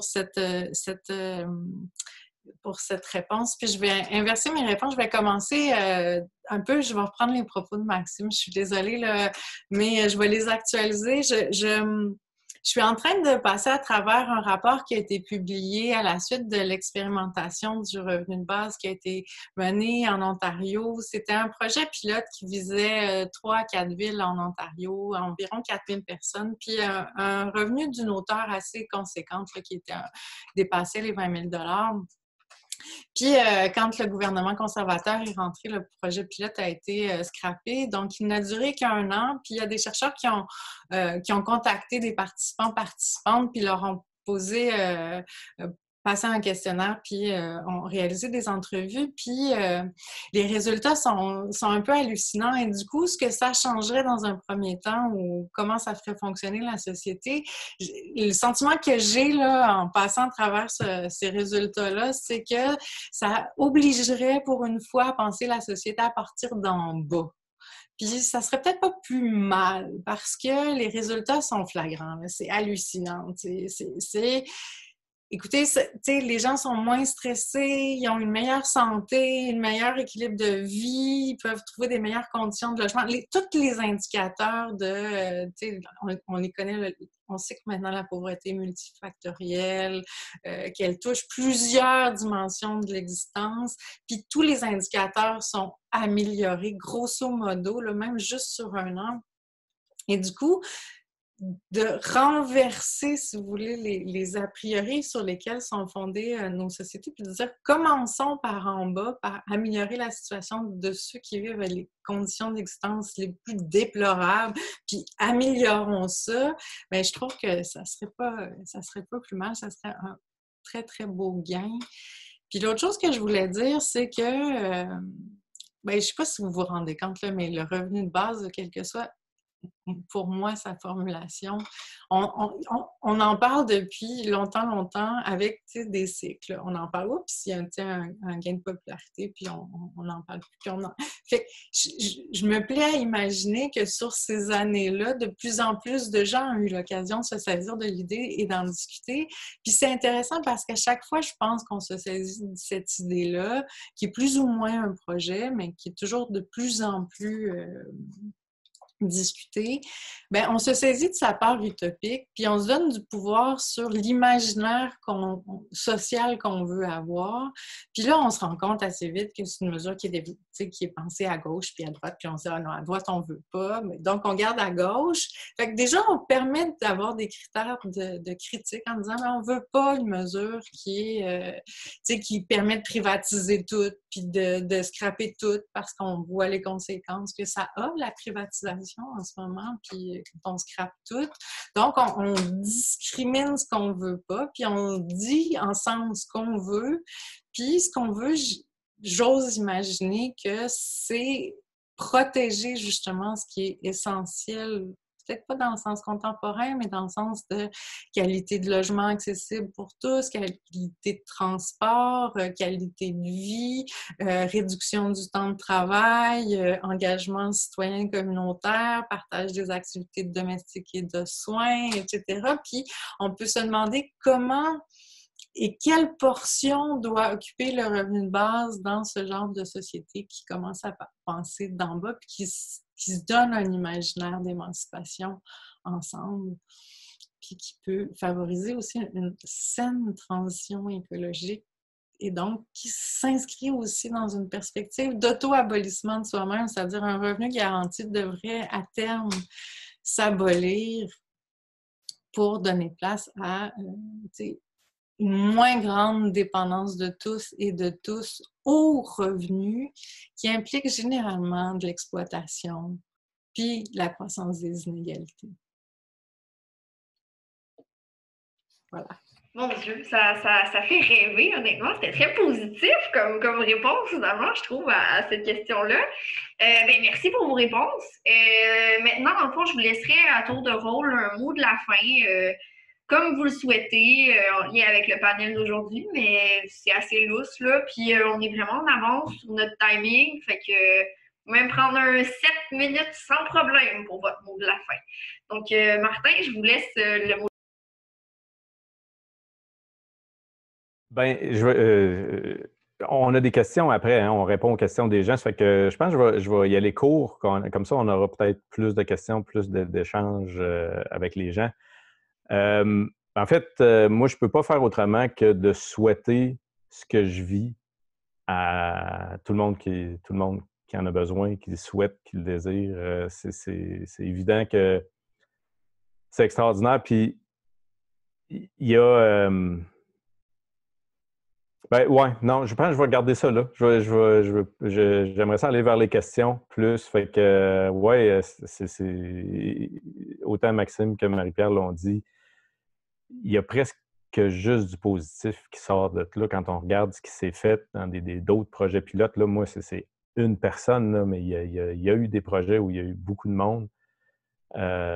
Puis il y a toujours des impacts positifs. Fait qu'à un moment donné, il va falloir qu'on s'arrête un petit peu en tant que société, puis qu'on sorte la tête dans le derrière, là, pour être poli, mais politiquement, là, je ne sais pas comment est-ce que ça va... Je pense pas qu'il va y avoir bien des politiciens qui vont avoir le guts d'aller vers là. Ça fait que j'espère qu'on va être capable de rêver au-dessus de ça. Merci, Martin. Je nous le souhaite aussi. Maxime, le mot de la fin? Oui, bien, un peu comme Marie-Pierre a commencé en parlant de comment ça l'avait fait vibrer quand elle a découvert ce projet-là. Mais moi, j'avais prévu finir par ça. C'est la même chose. Je me dis, on porte plusieurs revendications dans les mouvements sociaux, puis plusieurs mouvements sociaux en portent, mais j'ai comme l'intuition, conviction que le revenu de base pourrait régler bien des problèmes qu'on dénonce puis pour lesquels on a des revendications particulières. Tu sais, c'est pas pour dénigrer aucune revendication ou dire le revenu de base, c'est une meilleure revendication que les autres. Puis après ça, tu sais, se pose toute la question aussi que Marie-Pierre nommait de quels besoins spéciaux est-ce qu'on reconnaît, puis est-ce que c'est universel? Puis je sais que c'est des débats qui ont été parfois houleux, douloureux au Front commun des personnalités sociales, mais est-ce que c'est tous les programmes qu'on abolit avec le revenu de base, le RSUG une fois qu'il est implanté, lesquels on maintient parce qu'il y a des besoins spéciaux? Puis, à mon sens, il y a une bonne part de la question qui se règle si on réfléchit au social dans le revenu social universel garanti. Puis à partir du moment où tu as un système de santé, une assurance médicaments universelle, publique, puis qui est pour tout le monde, mais tu as moins de besoins spéciaux qui doivent être satisfaits à travers le marché parce que tes médicaments, par exemple, pour reprendre ce cas-là, tu n'as pas besoin d'une assurance médicaments privée, tu y as accès à travers l'assurance médicaments publique. Puis moi, c'est ça que je trouve de bien atroce dans comment est conçue notre protection sociale actuellement, c'est que c'est juste fait en fond. Il y a un seuil minimal de survie, là, qui est l'aide sociale et les autres programmes de base. Puis, on a des bons services publics, par contre, ça, je le concède. Mais sinon, c'est protection sociale minimale.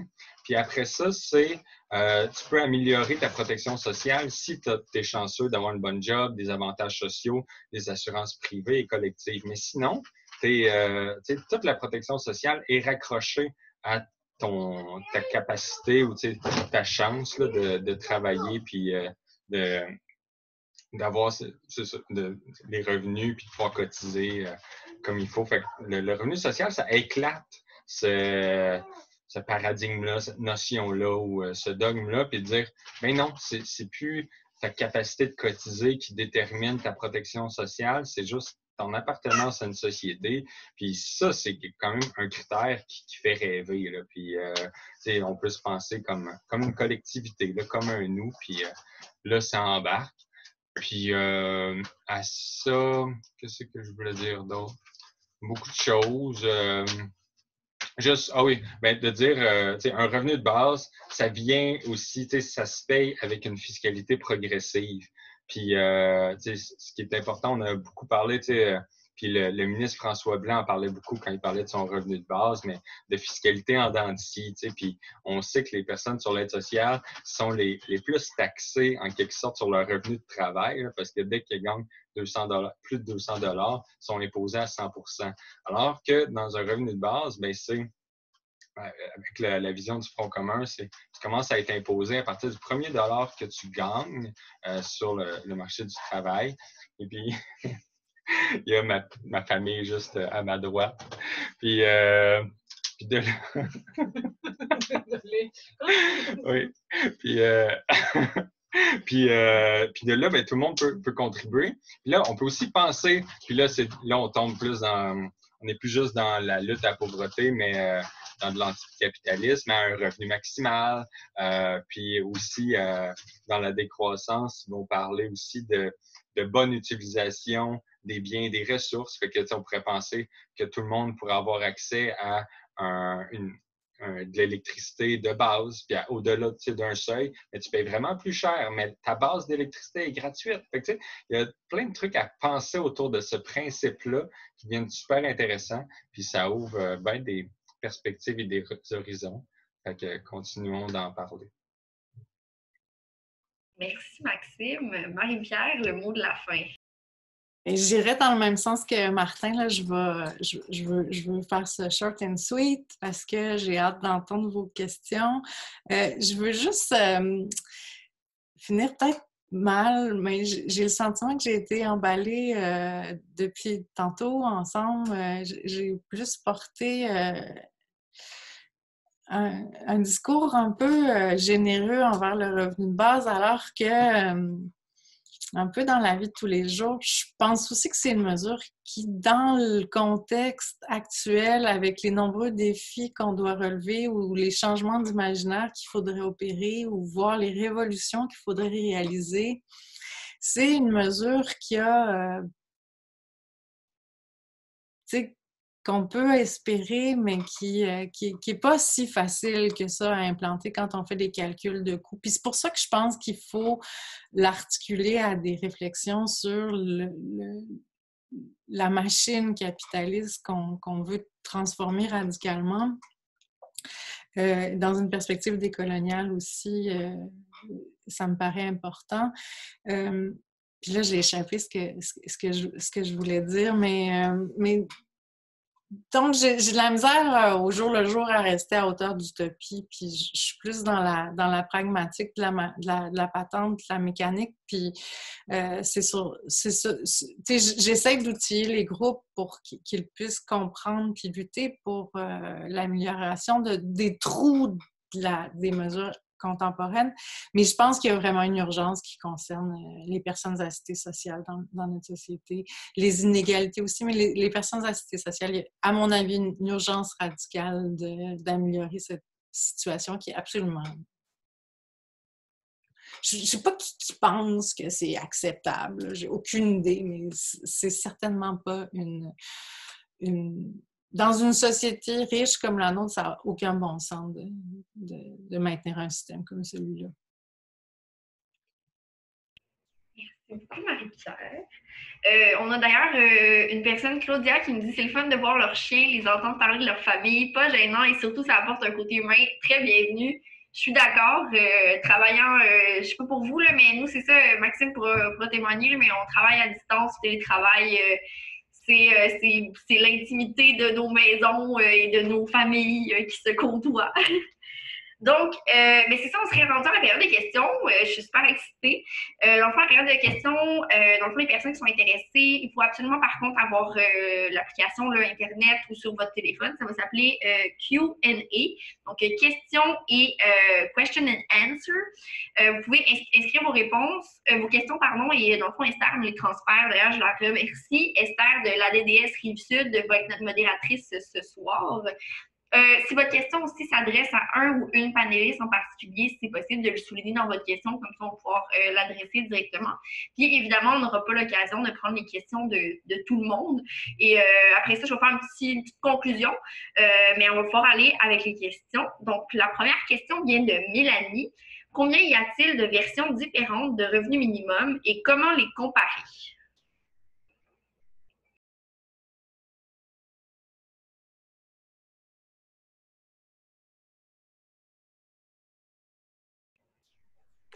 Ben, je peux, moi, Oui? je peux pas répondre à ça. Je sais qu'il y en a un tapon, là. C'est moi qui a amené ça tantôt. Puis justement, je, il y en a beaucoup, puis il y en a que c'est des petites nuances. Mais ce que je peux peut-être dire vite de même, c'est que cette semaine, j'ai participé pour la première fois à une rencontre mondiale du Universal Basic Income. Là. C'est le revenu de base universel. Puis il y avait du monde d'un peu partout sur la planète. Là. Il y avait quand même un bon paquet de monde. Et fait que là, moi, j'arrivais là-dedans avec pas trop de connaissances, un minimum. Tu sais, je le vis, mais je ne comprends pas nécessairement tous les détails. Et le premier, à peu près le premier, c'était peut-être le troisième sujet, là, c'était qu'est-ce qu'on entend par revenu de base universel? Puis là, j'étais là, wow. Eux autres, ça fait des années qu'ils réfléchissent à ça. Et là, ils sont en train de se demander, eux autres mêmes, à tout le monde. Puis c'est important, puis c'est, comme je disais, c'est pas anodin. Là, ils sont en train d'écrire une lettre dans la rencontre où je suis arrivé, là, ils étaient en train d'écrire une lettre au pape parce que le pape a dit que c'était le temps pour le revenu de base. Mais là, quel revenu de base? Ça fait que tout ça pour dire, en fait, beaucoup de mots pour ne pas répondre à la question directement parce que je ne le sais pas. Je pense pas je pense pas qu'il y ait 80 versions, là, mais il doit y en avoir un 7-8 certains. Là. Je me permettrais, si Marie-Pierre est à l'aise, de la relancer. Si tu pourrais nous expliquer un peu plus, au moins les différences peut-être entre le revenu de base de gauche plus à droite. T'en avais, je ne sais pas si tu avais quelque chose à ajouter là-dessus.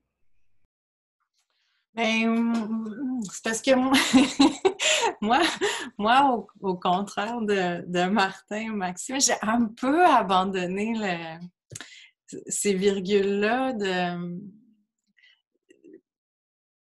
tu sais, grosso modo, on s'entend que c'est un revenu, donc sous forme monétaire, fixé à un certain montant. Puis, à partir de là, les changements, tu sais, c'est on le verse-tu au mois ou on le verse à l'année, puis là, on le récupère comment, parce que comment on le finance, puis on le finance-tu sur l'impôt général ou on le finance de X, Y manière, puis auquel cas, tu sais, on est-tu en train d'attendre un an et demi plus tard pour aller chercher les trop perçus, puis tu sais, il y a des questions comme ça qui sont... mais retenons des grandes caractéristiques c'est un revenu versé sous forme monétaire qui est cumulable avec toutes les autres sources de revenus. Après ça, il y a des modulations sur la hauteur, sur l'universalité, puis certaines conditionnalités qui peuvent s'appliquer. Puis après, est-ce qu'il est universel au sens planétaire ou au sens local, etc. Mais je dirais ça pour faire simple parce que ça simplifie la question, je pense. Oui, Maxime, si tu voulais compléter. Ben, j'ai vu que ça a apparu dans les questions ou les commentaires. Il y a quelqu'un qui référait au livre d'Ambre Fourier sur le revenu de base. Fait que si jamais là, publié chez Éco-Société, là, c'est pas trop long à lire. Elle distingue 4 revenus de base, 4 types en fonction de, je pense, l'inconditionnalité, l'universalité et puis la générosité. Fait que vous irez voir ça. Je dirais, mettons, pour y aller simple, puis dans ma manière de comprendre les choses, le spectre, ou tu sais, comme le truc qui fait peur quand on parle de revenus de base, c'est le projet libertarien de dire on donne de l'argent au monde, puis après ça, le monde font ce qu'ils veulent avec leur argent et l'État n'a absolument rien à dire, à faire dans la prestation des services publics, dans l'organisation de l'offre, bref, tu sais, quelle qu'elle soit. Fait que l'État n'a rien à faire en éducation, en santé, dans aucun domaine. Les gens ont l'argent, c'est le travail de l'État, puis après ça, ben, que s'organise le reste par le marché. Ça, je dirais, c'est comme un scénario qui, moi, personnellement, me plaît pas, puis que j'ai tendance à camper à droite, là, c'est l'option libertarienne. Puis à l'autre côté du spectre, ben, c'est vraiment mettons dans la typologie d'Ambre-Fourier, elle va parler de revenu de transition. Fait que, c'est un revenu, puis comme Marie-Pierre parlait, là, fait que, c'est un revenu qui permet de saper en lui-même le capitalisme et d'amorcer une transition et de faire en sorte qu'on n'ait plus besoin de revenus là, ou moins. Fait que ça, c'est à l'autre bout. Puis au Front commun, on insiste toujours, il me semble, sur l'aspect social qui vient avec, qui s'accompagne. Fait que c'est un revenu à lui seul ne peut pas non plus tout faire. Là. Fait que comme les tenants de la droite. Mais rendu là, c'est question compliquée. Puis juste aussi, il y a, dans les manières, il y a la prestation. On donne 2000 $, par mois à chaque personne, mais il y a aussi par l'impôt négatif. Fait que c'est de dire que c'est à travers le relevé d'impôts que là vont être. Fait que là, c'est du monde qui serait remboursé. Il y aurait comme des crédits d'impôt, un retour d'impôt, s'ils n'ont pas atteint le revenu plancher qui est déterminé. Fait que, c'est une autre manière, c'est une autre manière aussi de le vivre parce que là, c'est quand est-ce qu'on reçoit ce retour d'impôt-là? Est-ce qu'il faut comme faire une demande anticipée? Bref, il y a comme plein de problèmes dans la technicalité là, quand on distingue les types. Là. Mais ouais, c'est pas une question simple. Une bonne question. Oui, merci. On va passer à la prochaine. Je vous promets, c'est un petit peu plus long, là, mais faites-en pas, ça se comprend bien. Donc, la question vient de Catherine. Croyez-vous dans la stratégie des petits pas? Autrement dit, pensez-vous qu'un revenu minimal garanti très minimal, mis en place par un gouvernement de droite, pourrait constituer une première étape vers un modèle plus ambitieux? Ou pensez-vous plutôt qu'un tel revenu minimal garanti serait plutôt un piège duquel il serait difficile de se sortir? Par exemple, un prétexte pour couper dans les services publics, dans les normes minimales du travail, c'est bien en lien avec justement ton intervention, Maxime.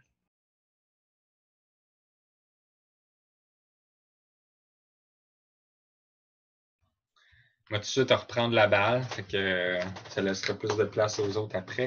Ben, je dirais, ça dépend de qu'est-ce qui accompagne le revenu de base, puis tout le discours qui vient avec, puis les principes qui viennent avec. Fait que, c'est pour ça que j'insistais sur le principe de dire l'État, le principe libertarien de dire l'État n'a rien à voir dans la prestation de l'organisation des services, mais il va faire en sorte que personne ne manque de rien. Si ce principe-là en venait à passer, il me semble qu'il faudrait s'attendre au pire. Puis si ce principe-là faisait en sorte que, si le revenu de base permettait à ce principe-là de faire sa place, il me semble qu'on assisterait à beaucoup de changements qui ne seraient pas à notre avantage. Là. Fait que, assez rapidement, on pourrait voir le système d'éducation devenir encore plus inégalitaire, le système de santé aussi. Fait que, il faut juste, je dirais, le revenu de base, puis qu'est-ce qui vient avec, c'est quoi le paquet revenu de base? Parce que, le revenu de base en soi, c'est pas un truc isolé, ça se réfléchit avec le discours qui l'accompagne et les autres mesures, puis moi. Fait que je dirais ça. Fait que, comme oui, ça peut être un piège, mais on peut aussi prendre une stratégie étapiste. Puis, actuellement, avec la PCU, on voit plein de groupes de personnes dire voilà, là, on a les moyens de ne pas laisser le monde dans la pauvreté, on en est capable. Puis, il y a comme un seuil qui se crée autour du 2000. Fait que, il y a là un peu d'étapisme. C'est ça. Je vois la petite main virtuelle de Martin Thibault, donc oui, tu peux y aller. Bien, je pense que c'est un peu l'idée que je choisis sur ce panel-là, parce que c'est essayer de ramener ça à un exemple concret. Là. Concrètement, moi, si j'avais reçu la moitié de ce que je reçois, dans le cas, puis ça donne, c'est plate de dire que ça donne bien d'être dans une pandémie, là, mais le fait que je ne puisse pas sortir, tout ça, ça n'aurait pas servi à rien, mais ça n'aurait pas servi à grand-chose. Puis je pense qu'un aspect dont Maxime dont Maxime a beaucoup parlé, puis qu'on parle à mon avis, pas assez en lien avec le revenu de base, c'est tout l'aspect social. Puis à quel point, là, je suis à peu près je suis tout seul à le recevoir, mais il y a toute une communauté autour qui regarde ça aller, puis on échange, puis je fais partie d'une communauté. Mais si j'étais tout seul chez nous, avec aucun lien avec personne, puis je serais bien content de l'avoir, là, mais il y a cet aspect-là aussi. Fait que, et pourquoi je dis ça, c'est que si je recevais la moitié ou le tiers de ce que je reçois, mais dans un contexte où on se parle, puis on essaie de comprendre qu'est-ce que ça a comme impact, puis que, si c'est ça les moyens qu'on a, ben peut-être que ça vaut la peine quand même de l'essayer, mais à un niveau plus large, étatique, là, mettons l'État qui dit « allons-y par étapes, petits pas », avec aucune espèce de condition, on n'essaie pas de comprendre, on n'essaie pas de travailler avec le monde pour aller plus loin. Là, effectivement, ça peut se transformer en piège assez vite, je pense. Fait que l'aspect dont Maxime parle beaucoup, le social, est tellement important, puis travaillons-le, parce que j'ai l'impression qu'il va falloir qu'on s'invente des façons de se créer des revenus de base. Est-ce que Marie-Pierre, tu voulais ajouter quelque chose ou je changeais de question? Oui, quand même, parce que j'ai eu le temps de réfléchir à la réponse. Puis je me dis que je pense que d'une manière un peu plus réaliste, il faudrait fonctionner par étapes. Puis je suis pas sûre que l'étape implique un petit montant versé à tout le monde.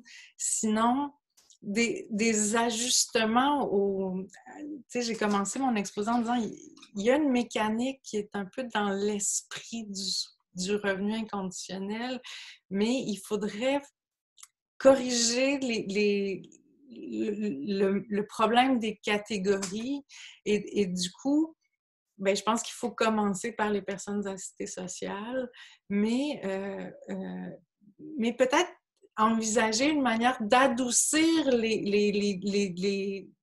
que je pense que c'est Maxime qui en parlait, là, les montagnes russes qu'il y a dans les différents calculs pour chaque... Il y a des effets pervers là, qui, à mon avis, pourraient être atténués dans un premier temps pour corriger les iniquités les plus flagrantes, puis réfléchir à la reconduction indéfinie des catégories. Là, XY fait du sport, a droit à un crédit d'impôt. Là, on était comme, ben, peut-être qu'on pourrait penser, tu sais, juste changer un petit peu une couple de critères, puis déjà être dans une formule un peu plus universelle avec en bas un revenu un peu plus généreux et cumulable. Peut-être que ça ne serait pas si lourd à implanter. Ensuite, je suis membre du même réseau que Martin sur la promotion d'un projet pilote dans l'Est du Québec, l'Arbre. Et je pense que ça aussi, c'est une bonne idée, c'est-à-dire dans une région avec ses propres caractéristiques, de dire, tiens, pourquoi pas l'essayer pour 20 ans? Je crois beaucoup à ce genre d'étapisme-là. Ça serait pas juste pour le reste des Québécois et Québécoises, mais c'est une très belle région, puis si ça pouvait amener une certaine migration dans le Bas-Saint-Laurent, dans l'Est du Québec, moi, je serais partante en tout cas.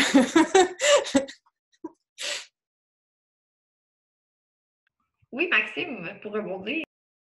Bien, un autre bout de la réponse qui m'est venue, là, c'est tout dépend de l'étapisme. Puis, tu sais, il y a le revenu de base qu'on connaît maintenant au Québec. Tu sais, as commencé, Marianne, en l'expliquant brièvement. Puis, tu sais, je suis encore déchiré à savoir est-ce que c'est un gain ou un recul qu'il y ait ce revenu de base-là pour les personnes qui ont une contrainte sévère reconnue à l'emploi depuis 6 ans. Parce que, puis tu sais, ça, je l'ai souvent entendu aussi aux radios poubelles, c'est que ça consacre le principe de dire si tu es inapte à l'emploi, c'est correct, la collectivité ou la société va s'occuper de toi. Par contre, si tu n'as pas cette inaptitude-là reconnue, puis tu sais, avérée, il faut que ça fasse 6 ans, mais si tu n'as pas cette contrainte-là, bien, c'est l'aide sociale, puis il faut, tu sais, puis là, dans les radios poubelles, ils vont dire qu'il faut mettre une limite à l'aide sociale, il faut les retourner à l'emploi, c'est le programme Objectif Emploi avec des contrôles, des menaces de pénalité. Puis c'est le programme de revenu de base au Québec comme on le connaît est arrivé avec le programme Objectif Emploi en même temps. Puis, tu sais, là, de dire, est-ce que c'est un gain, un recul? Moi, j'ai plus tendance à dire que c'est un recul parce que ça consacre le principe de la distinction puis le durcissement des catégories, de dire, les inaptes, c'est correct, c'est la solidarité. Pour les aptes au travail, par contre, on vous surveille pour que vous retournez en emploi au plus vite. Fait que, tu sais, ça dépend tout le temps, mais tu sais, si le revenu de base est implanté en Gaspésie avec un principe de redynamisation de la région, puis c'est universel, bien là, c'est une étape qui est beaucoup plus appréciable. Fait que, tu sais, tout dépend aussi de l'étape pour être étapiste, là. Je dirais juste ça. C'est mon petit bout. Fait. On pourrait passer à l'autre question. Ça revient un peu quand même sur l'aspect anticapitaliste c'est comment penser un projet de société avec un revenu universel qui nécessite de l'argent issu du système économique actuel, alors que ce même système pose problème pour l'avenir de l'humanité. On nous a donné quelques petits trucs. Croissance économique infinie dans un monde fini, nécessité d'avoir de l'argent qui vient de ce système pour le redistribuer. Qu'est-ce qu'on en pense? C'est ça. Est-ce qu'on peut, en fait, je trouvais ça très intéressant de parler d'anticapitalisme, mais quand même de revenu de base. Comment on peut arrimer les deux? Comment on peut envisager parler d'argent, mais quand même être anticapitaliste? Je vais y aller. C'est une grosse question. Là, j'ai pas eu le temps d'aller retourner lire le livre sur transition écolo, revenu de base.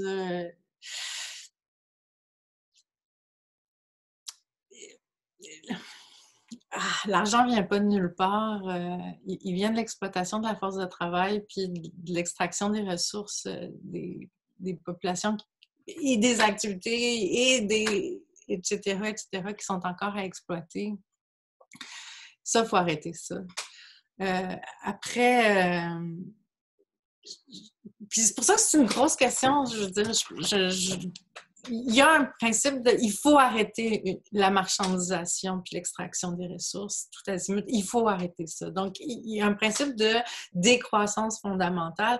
Comment l'idée de donner un revenu de base contribue à cette décroissance-là? Il y a beaucoup d'éléments dont on peut parler. Il y a le très, très connu, partage du temps de travail. On en fait l'expérience en ce moment, je veux dire. On travaille moins, ça a des effets décroissancistes, à la fois sur notre consommation, puis notre consommation d'essence, etc. Puis là, pour ceux et celles que ça intéresse, on se demande le chemin de l'après-pandémie qui va être long et fastidieux. Est-ce qu'il est propice à réfléchir sur, comme le proposait Maxime, les bullshit jobs? Est-ce qu'il n'y a pas une série de jobs qui sont inutiles ou qui reproduisent une inutilité au plan du genre de société dans lequel on vit et quelles activités donc sont jugées moins utiles puis sur lesquelles on pourrait faire peser la réduction du temps de travail. Puis dans ce cas-là, l'argent vient d'où? Il vient-tu juste de la ponction sur les revenus qui dépassent par en haut, ou il vient sur aussi il y a moins d'argent à partager, puis il faut repenser beaucoup d'éléments. Donc la question, c'est comment, à partir de la mécanique du revenu elle-même, on peut penser contre ce revenu-là, tout en assurant des conditions de vie de base qui soient, comme je disais, en partant d'en bas. C'est-à-dire qu'il faut, avant tout ce qui dépasse, il faut à tout le moins s'assurer, ici et ailleurs, des conditions de vie décentes. Je n'ai pas toutes les réponses, vous avez bien compris. Est-ce qu'il y avait d'autres personnes qui voulaient relancer? Oui, ben oui, certainement, Martin. Bien, effectivement, on n'a pas toutes les réponses, mais c'est tellement une bonne idée de se poser des questions. Puis j'ai l'impression qu'on collectivement, on ne s'en pose pas beaucoup. On n'a pas. Je sais qu'en Gaspésie, je vais parler pour la Gaspésie parce que je pense que chaque région est particulière, là. Puis il n'y a pas longtemps, on a perdu nos instances de concertation qui n'étaient pas idéales mais qui étaient quand même des instances de concertation là, jusqu'à un certain point. On pouvait au moins aller chialer un peu plus haut. Je pense qu'il faut qu'on se pose des questions, pas juste au niveau du revenu, puis c'est là que, bon, sans aller dans l'anticapitalisme, on peut quand même se poser des questions sur c'est quoi nos besoins de base, puis comment on peut y répondre. Puis il y a d'autres façons d'y répondre qu'avec de l'argent. Il y a toutes sortes d'échanges. L'argent, c'est un outil. Puis après ça, on peut s'en inventer de l'argent. On peut s'en créer. On l'a fait, nous autres, on l'a essayé avec le demi, où on coupait des dollars canadiens. Au début, tout le monde pensait que c'était illégal. Puis le monde a beaucoup focusé là-dessus. Mais on l'a essayé, puis on a vu qu'est-ce que ça a donné. C'est à développer. Je pense qu'on a, je reviens encore sur ce que Maxime disait au niveau social.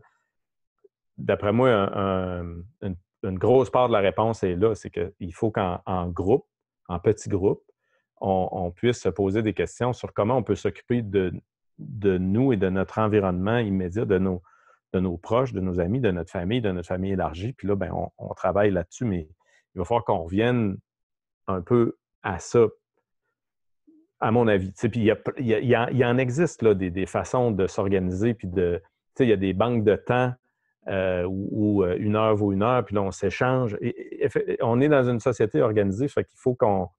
Bon, c'est discutable, là, l'organisation, c'est large, là, mais on peut s'approprier nos modes d'organisation, puis se poser des questions sur comment on s'assure que tout le monde... Il n'y a personne qui passe entre les mailles du filet. Effectivement, c'est pas facile, puis on souhaite que ça vienne d'en haut du politique, mais au niveau du terrain, il y a beaucoup d'affaires qui se font déjà, qu'on ne voit pas, puis des fois, on sort la tête pour voir qu'est-ce qui se fait à gauche, puis à droite, là, puis là, on s'aperçoit, hey, crime, il y a du monde qui travaille dans le même sens que nous, puis des fois, on ne le sait même pas. Fait que ça, c'est une affaire sur quoi on devrait travailler. Essayer de voir qu'est-ce qui se fait dans nos communautés proches de nous, puis essayer de ramailler ça un petit peu, à mon avis. Je me permets de te relancer directement, Martin. Crois-tu, parce que je sais qu'il y avait quelqu'un qui l'avait aussi souligné, qui avait été souligné aussi dans le chat, mais en fait, les réalités qui sont diverses plus en région par rapport plus aux régions métropolitaines, est-ce que c'est quand même quelque chose qui pourrait être envisageable? Tu sais, comme je comprends l'exemple tu es en Gaspésie, donc tu prends l'exemple de Gaspésie. Est-ce que c'est aussi possible en région plus métropolitaine? Est-ce que nos communautés peuvent aussi être aussi proches qu'en région aussi? Ben, oui, puis je dirais même davantage. En fait, une ville, c'est tout plein de microcosmes. Il y a plein de petits réseaux. Puis ça fait que oui, absolument. Je pense qu'il y a autant d'opportunités, sinon plus, en ville. Après ça, il y a peut-être un peu plus de calme en région, en milieux ruraux. Mais sinon, dans l'excitation de la ville, il y a plein de possibilités, à mon avis, encore une fois. Oui, Maxime. Un petit bout à la réponse, là, je dirais, bonne question. Puis c'est surtout quand on voit c'est qui les défenseurs, les promoteurs du revenu de base, on trouve des gros capitalistes, là, des grosses têtes du capitalisme. Là, entre autres, blanc de mémoire, le gars de Tesla, que vous savez qui, excusez, ça va m'en revenir. Puis il y a aussi Elon Musk. Oui, merci, Elon Musk. Puis, qui en parle. Il y en a plusieurs qui en traitent. Puis, aussi, Marie-Pierre le disait, l'argent, les revenus, ça vient de l'extraction de ressources naturelles. Puis, là où il y a un cas de revenu de base, qui est très limité, mais c'est en Alaska où la population en Alaska reçoit des dividendes sur l'exploitation pétrolière. Puis, c'est annoncé à chaque année, juste avant les fêtes. Là, fait que c'est comme le cadeau de Noël donné à la population suite à l'extraction des ressources. Puis, ce que ça crée, c'est que ça solidarise, ça renforce le lien de dépendance de la population envers l'exploitation pétrolière. Fait que, dans ce cas-là, on n'a pas un revenu de base anticapitaliste ou anti-extractiviste. Là. C'est tout le contraire. Même si ça fait bien l'affaire au monde d'avoir le 2000 ou 3000 pour envoyer leurs enfants à l'école ou autre. Mais là où il y a, comme à mon sens, un fort potentiel anticapitaliste, c'est que, comme Marie-Pierre disait, c'est de penser la société par en bas, puis c'est de libérer du fardeau, de la misère, du fardeau de devoir travailler pour subvenir à ses besoins, le petit monde, tout le monde. Puis tu sais, ça, il y a quand même un bon potentiel de dire, OK, on met les freins, puis c'est plus juste par le travail qu'on peut subvenir à nos besoins, on se donne le temps, puis là, il y a un potentiel de, tu sais, à mon sens, sortir du délire du travail pour le travail, puis qui crée les bullshit jobs et de l'exploitation, du petit salariat et autres. Mais, tu sais, c'est pas donné d'avance que, en soi, revenu de base, c'est la grosse autoroute pour la sortie du capitalisme et la grande transition. Là. Ça, c'est clair. Merci beaucoup. Maintenant, une question pour Martin spécifiquement. On nous demande, René demande, qui finance ton projet? Je ne sais pas, en fait. Je sais avec qui j'ai parlé, mais exactement, pour être très, très honnête, là, je ne sais pas où il prend cet argent-là. Donc, c'est-tu son argent personnel? C'est-tu une compagnie? Je ne le sais pas. Fait que on peut résumer à un donateur privé. Donc, ce serait ça. J'espère que ça satisfait. Puis s'il veut, vous pouvez me relancer. C'est sûr que mais ouais, j'espère que ça satisfait son besoin de curiosité. On va devoir de toute manière y aller avec cette réponse-là. Il y a pas plus de réponses à donner. Donc, donc on a une question de Marielle. Quels sont, selon vous, les écueils les plus fréquents dans l'argumentaire progressiste? Très large quand même comme question. Dans l'argumentaire progressiste, ça veut dire qu'à gauche, on serait contre la mesure.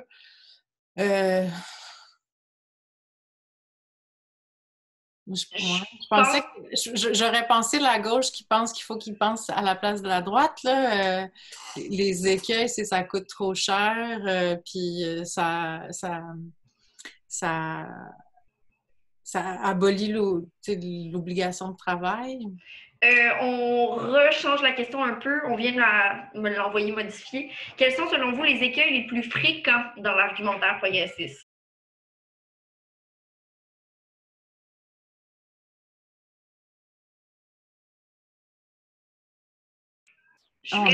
On est supposé s'auto-critiquer, là. C'est ce que j'en comprends. Sinon, ce que je dirais en sous-question, Marie-Pierre, tu as un peu parlé, en fait, de l'argumentaire concernant le travail invisible, ou du moins, puis là, je reconnais aussi dans plusieurs notamment avec Maxime, qui parlait du fait que les femmes étaient retournées au foyer.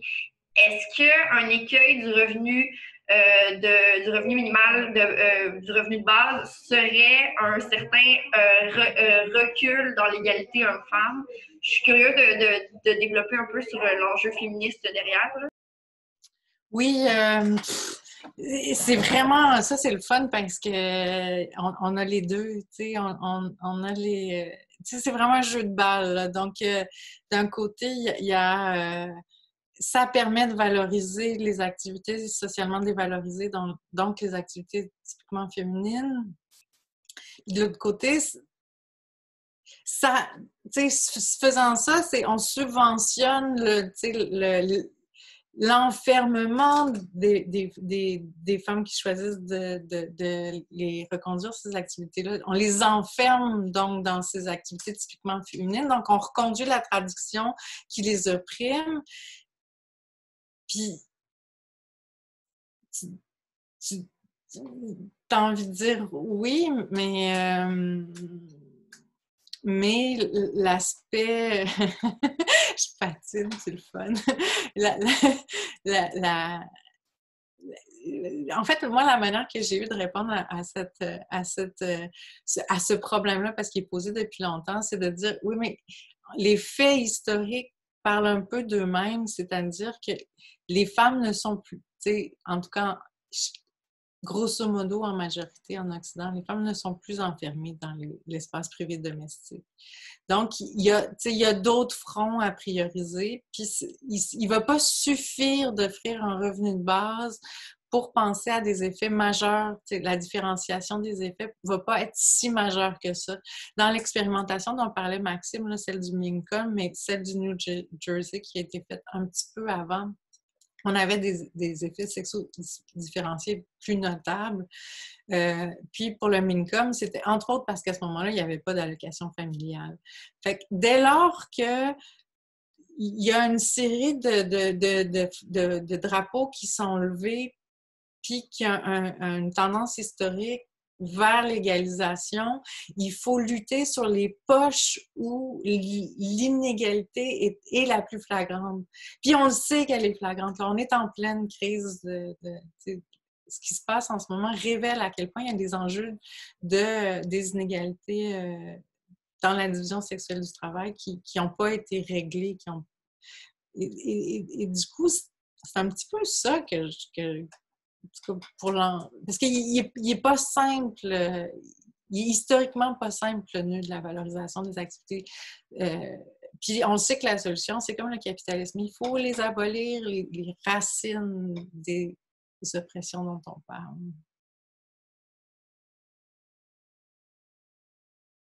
On va avoir le temps d'avoir une dernière question. Puis je vais clore là-dessus. Donc, Action Dignité Lanaudière, très bonne question. Considérant que nous sommes dans un système capitaliste, j'ai une crainte qu'après l'établissement d'un revenu de base, le marché s'adapte à la hausse. Par exemple, une augmentation considérable des loyers, de la nourriture, des marchandises, bref, de tout. Est-ce que les études abordent cette question?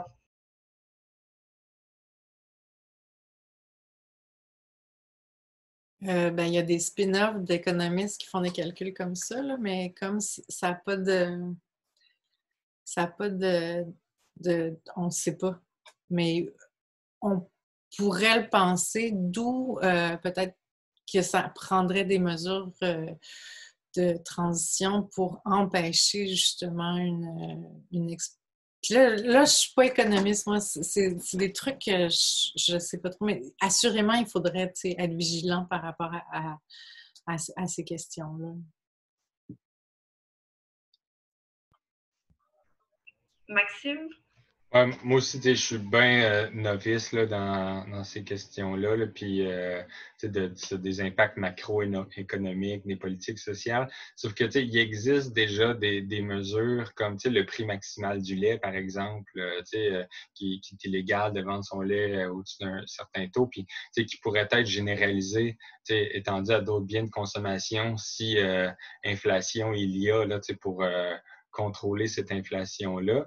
Mais après ça, comme Martin disait, ce à quoi il utilise son argent, c'est pour de la consommation locale puis des besoins de base. Fait que, il faudrait, s'il y a inflation, faut surveiller ça, mais c'est pas non plus des milliards. Puis aussi, si on pense avec une fiscalité progressive, il n'y a pas plus d'argent qui est inséré dans l'économie parce que c'est la manière de financer le revenu de base, c'est en prenant par le haut. Fait que là, il y aurait juste un changement de la capacité de demande. Là, fait que sûrement plus de demande pour des besoins de base. Mais voilà. Mais ouais, je suis cafouillé un peu sur celle-là. C'est à fouiller. Martin, je te laisse le mot de la fin sur cette question-là, puis je vais conclure ensuite. Okay. Bien, en Gaspésie, encore là, pour revenir à l'expérience concrète que je vis, je serais curieux de voir c'est quoi le pourcentage de gens qui sont en logement, puis d'autres qui ont leur propre maison. Je pense qu'il y a beaucoup de propriétaires. Donc, à ce niveau-là, mettons en Gaspésie, qui a un revenu de base, au niveau du loyer, je ne pense pas qu'on va s'augmenter nous autres mêmes nos loyers, puis je vois mal comment... tu sais. Puis l'autre affaire aussi, c'est que ça nous donne un pouvoir là, de ne plus être en mode survie. Puis là, ben, on peut s'organiser, puis on peut se parler un petit peu. Puis ça revient encore au niveau social. Le revenu de base, c'est pas juste de l'argent. C'est un pouvoir de s'organiser, de réfléchir. Alors, est-ce il va-t-il y avoir plus de coopératives d'habitation? Y a-t-il le moyen de se rassembler? Parce que là, on va avoir un petit peu plus d'argent. Donc, il ne faut pas oublier aussi que en tout cas, dans mon cas, ça fait plusieurs années que je vis avec très, très, très peu de moyens financiers. Quand le revenu de base arrive, c'est le Klondike, là, c'est le jackpot. Puis je suis habitué à vivre avec tellement moins que tout à coup, là, j'ai l'impression que je peux m'organiser avec d'autres mondes. Puis si on était une couple de personnes ensemble qui avaient peu de moyens, là, tout à coup, on a tous ces moyens-là, on pourrait faire de grandes choses. Fait qu'il y a beaucoup d'affaires comme ça. Puis une dernière chose, je vais finir là-dessus, c'est un revenu de base. Yves Bonnier-Vigé, qui est le directeur de la santé publique puis qui travaille sur le projet de l'arbre, qui a travaillé avec d'autres personnes sur ce projet-là, lui, il parle beaucoup de le revenu de base. L'image qu'il y a, là, c'est les volées d'oiseaux là, qui se suivent puis qui se déplacent. Tout le monde est indépendant là-dedans. Il y a pas, je veux dire, ils ne se disent pas à gauche, OK, on tourne à droite, on tourne à gauche. Tu t'occupes de ton petit monde, puis quand celle-là à droite de toi, il tourne à droite, ben tu le suis, puis tu focuses là-dessus. Tu sais. Fait mais ça fait quelque chose de grandiose. Puis je pense qu'il y a un espoir, en tout cas, Yves, moi j'aime bien sa vision des choses. Là. Il y a une espèce d'espoir de changement de paradigme, juste du fait qu'on se donne ou on reçoit les moyens de plus être en état d'urgence, ou en tout cas plus être en tout cas, ça nous permet de peut-être, au lieu d'être toujours focusé sur je vais savoir de quoi manger après-midi, ben là, on se lève la tête un petit peu puis on voit tout à coup qu'il y a plein d'autres mondes qui s'en vont dans ce sens-là. Puis là, ça peut faire ça pourrait engendrer un mouvement assez extraordinaire.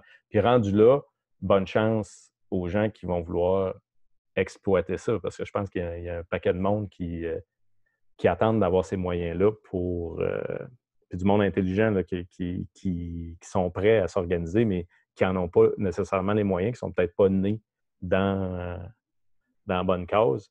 Moi, en tout cas, comme Yves, j'espère de voir ce mouvement-là. Merci. On va conclure sur cette belle image d'effet domino, d'envolée d'oiseaux. Je laisse sur un message plus politique, même si le panel au complet était très politique, ma foi. La situation actuelle démontre que l'augmentation des prestations d'aide de dernier recours est vitale pour une société juste et équitable. Maintenant, plus que jamais. En attendant une prestation universelle qui permettrait de réellement combattre la pauvreté et de reconnaître le travail invisible des personnes assistées sociales, la Semaine de la dignité va continuer de s'organiser d'année en année. Merci d'avoir accepté notre invitation. Merci au nombreux public pour sa présence à distance. On termine avec 50 participants. Notre plus gros, on a été à 98. Je suis vraiment très satisfaite. Et merci évidemment à nos panélistes. J'ai trouvé ça hyper intéressant. J'espère qu'on a pu faire fleurir plein d'idées dans la tête de beaucoup de gens. Donc, merci à tout le monde d'avoir été là. Merci les gens à la maison, au téléphone. Puis voilà, bonne fin de soirée à tout le monde. Bye, merci beaucoup. Merci. Là, je ne sais pas trop notre personne qui n'est pas là, mais qui parle. Je vais m'occuper de fermer le meeting. D'accord. Merci, voix Merci. Bonne fin de la Semaine de la dignité, tout le monde. Oui, bonne fin.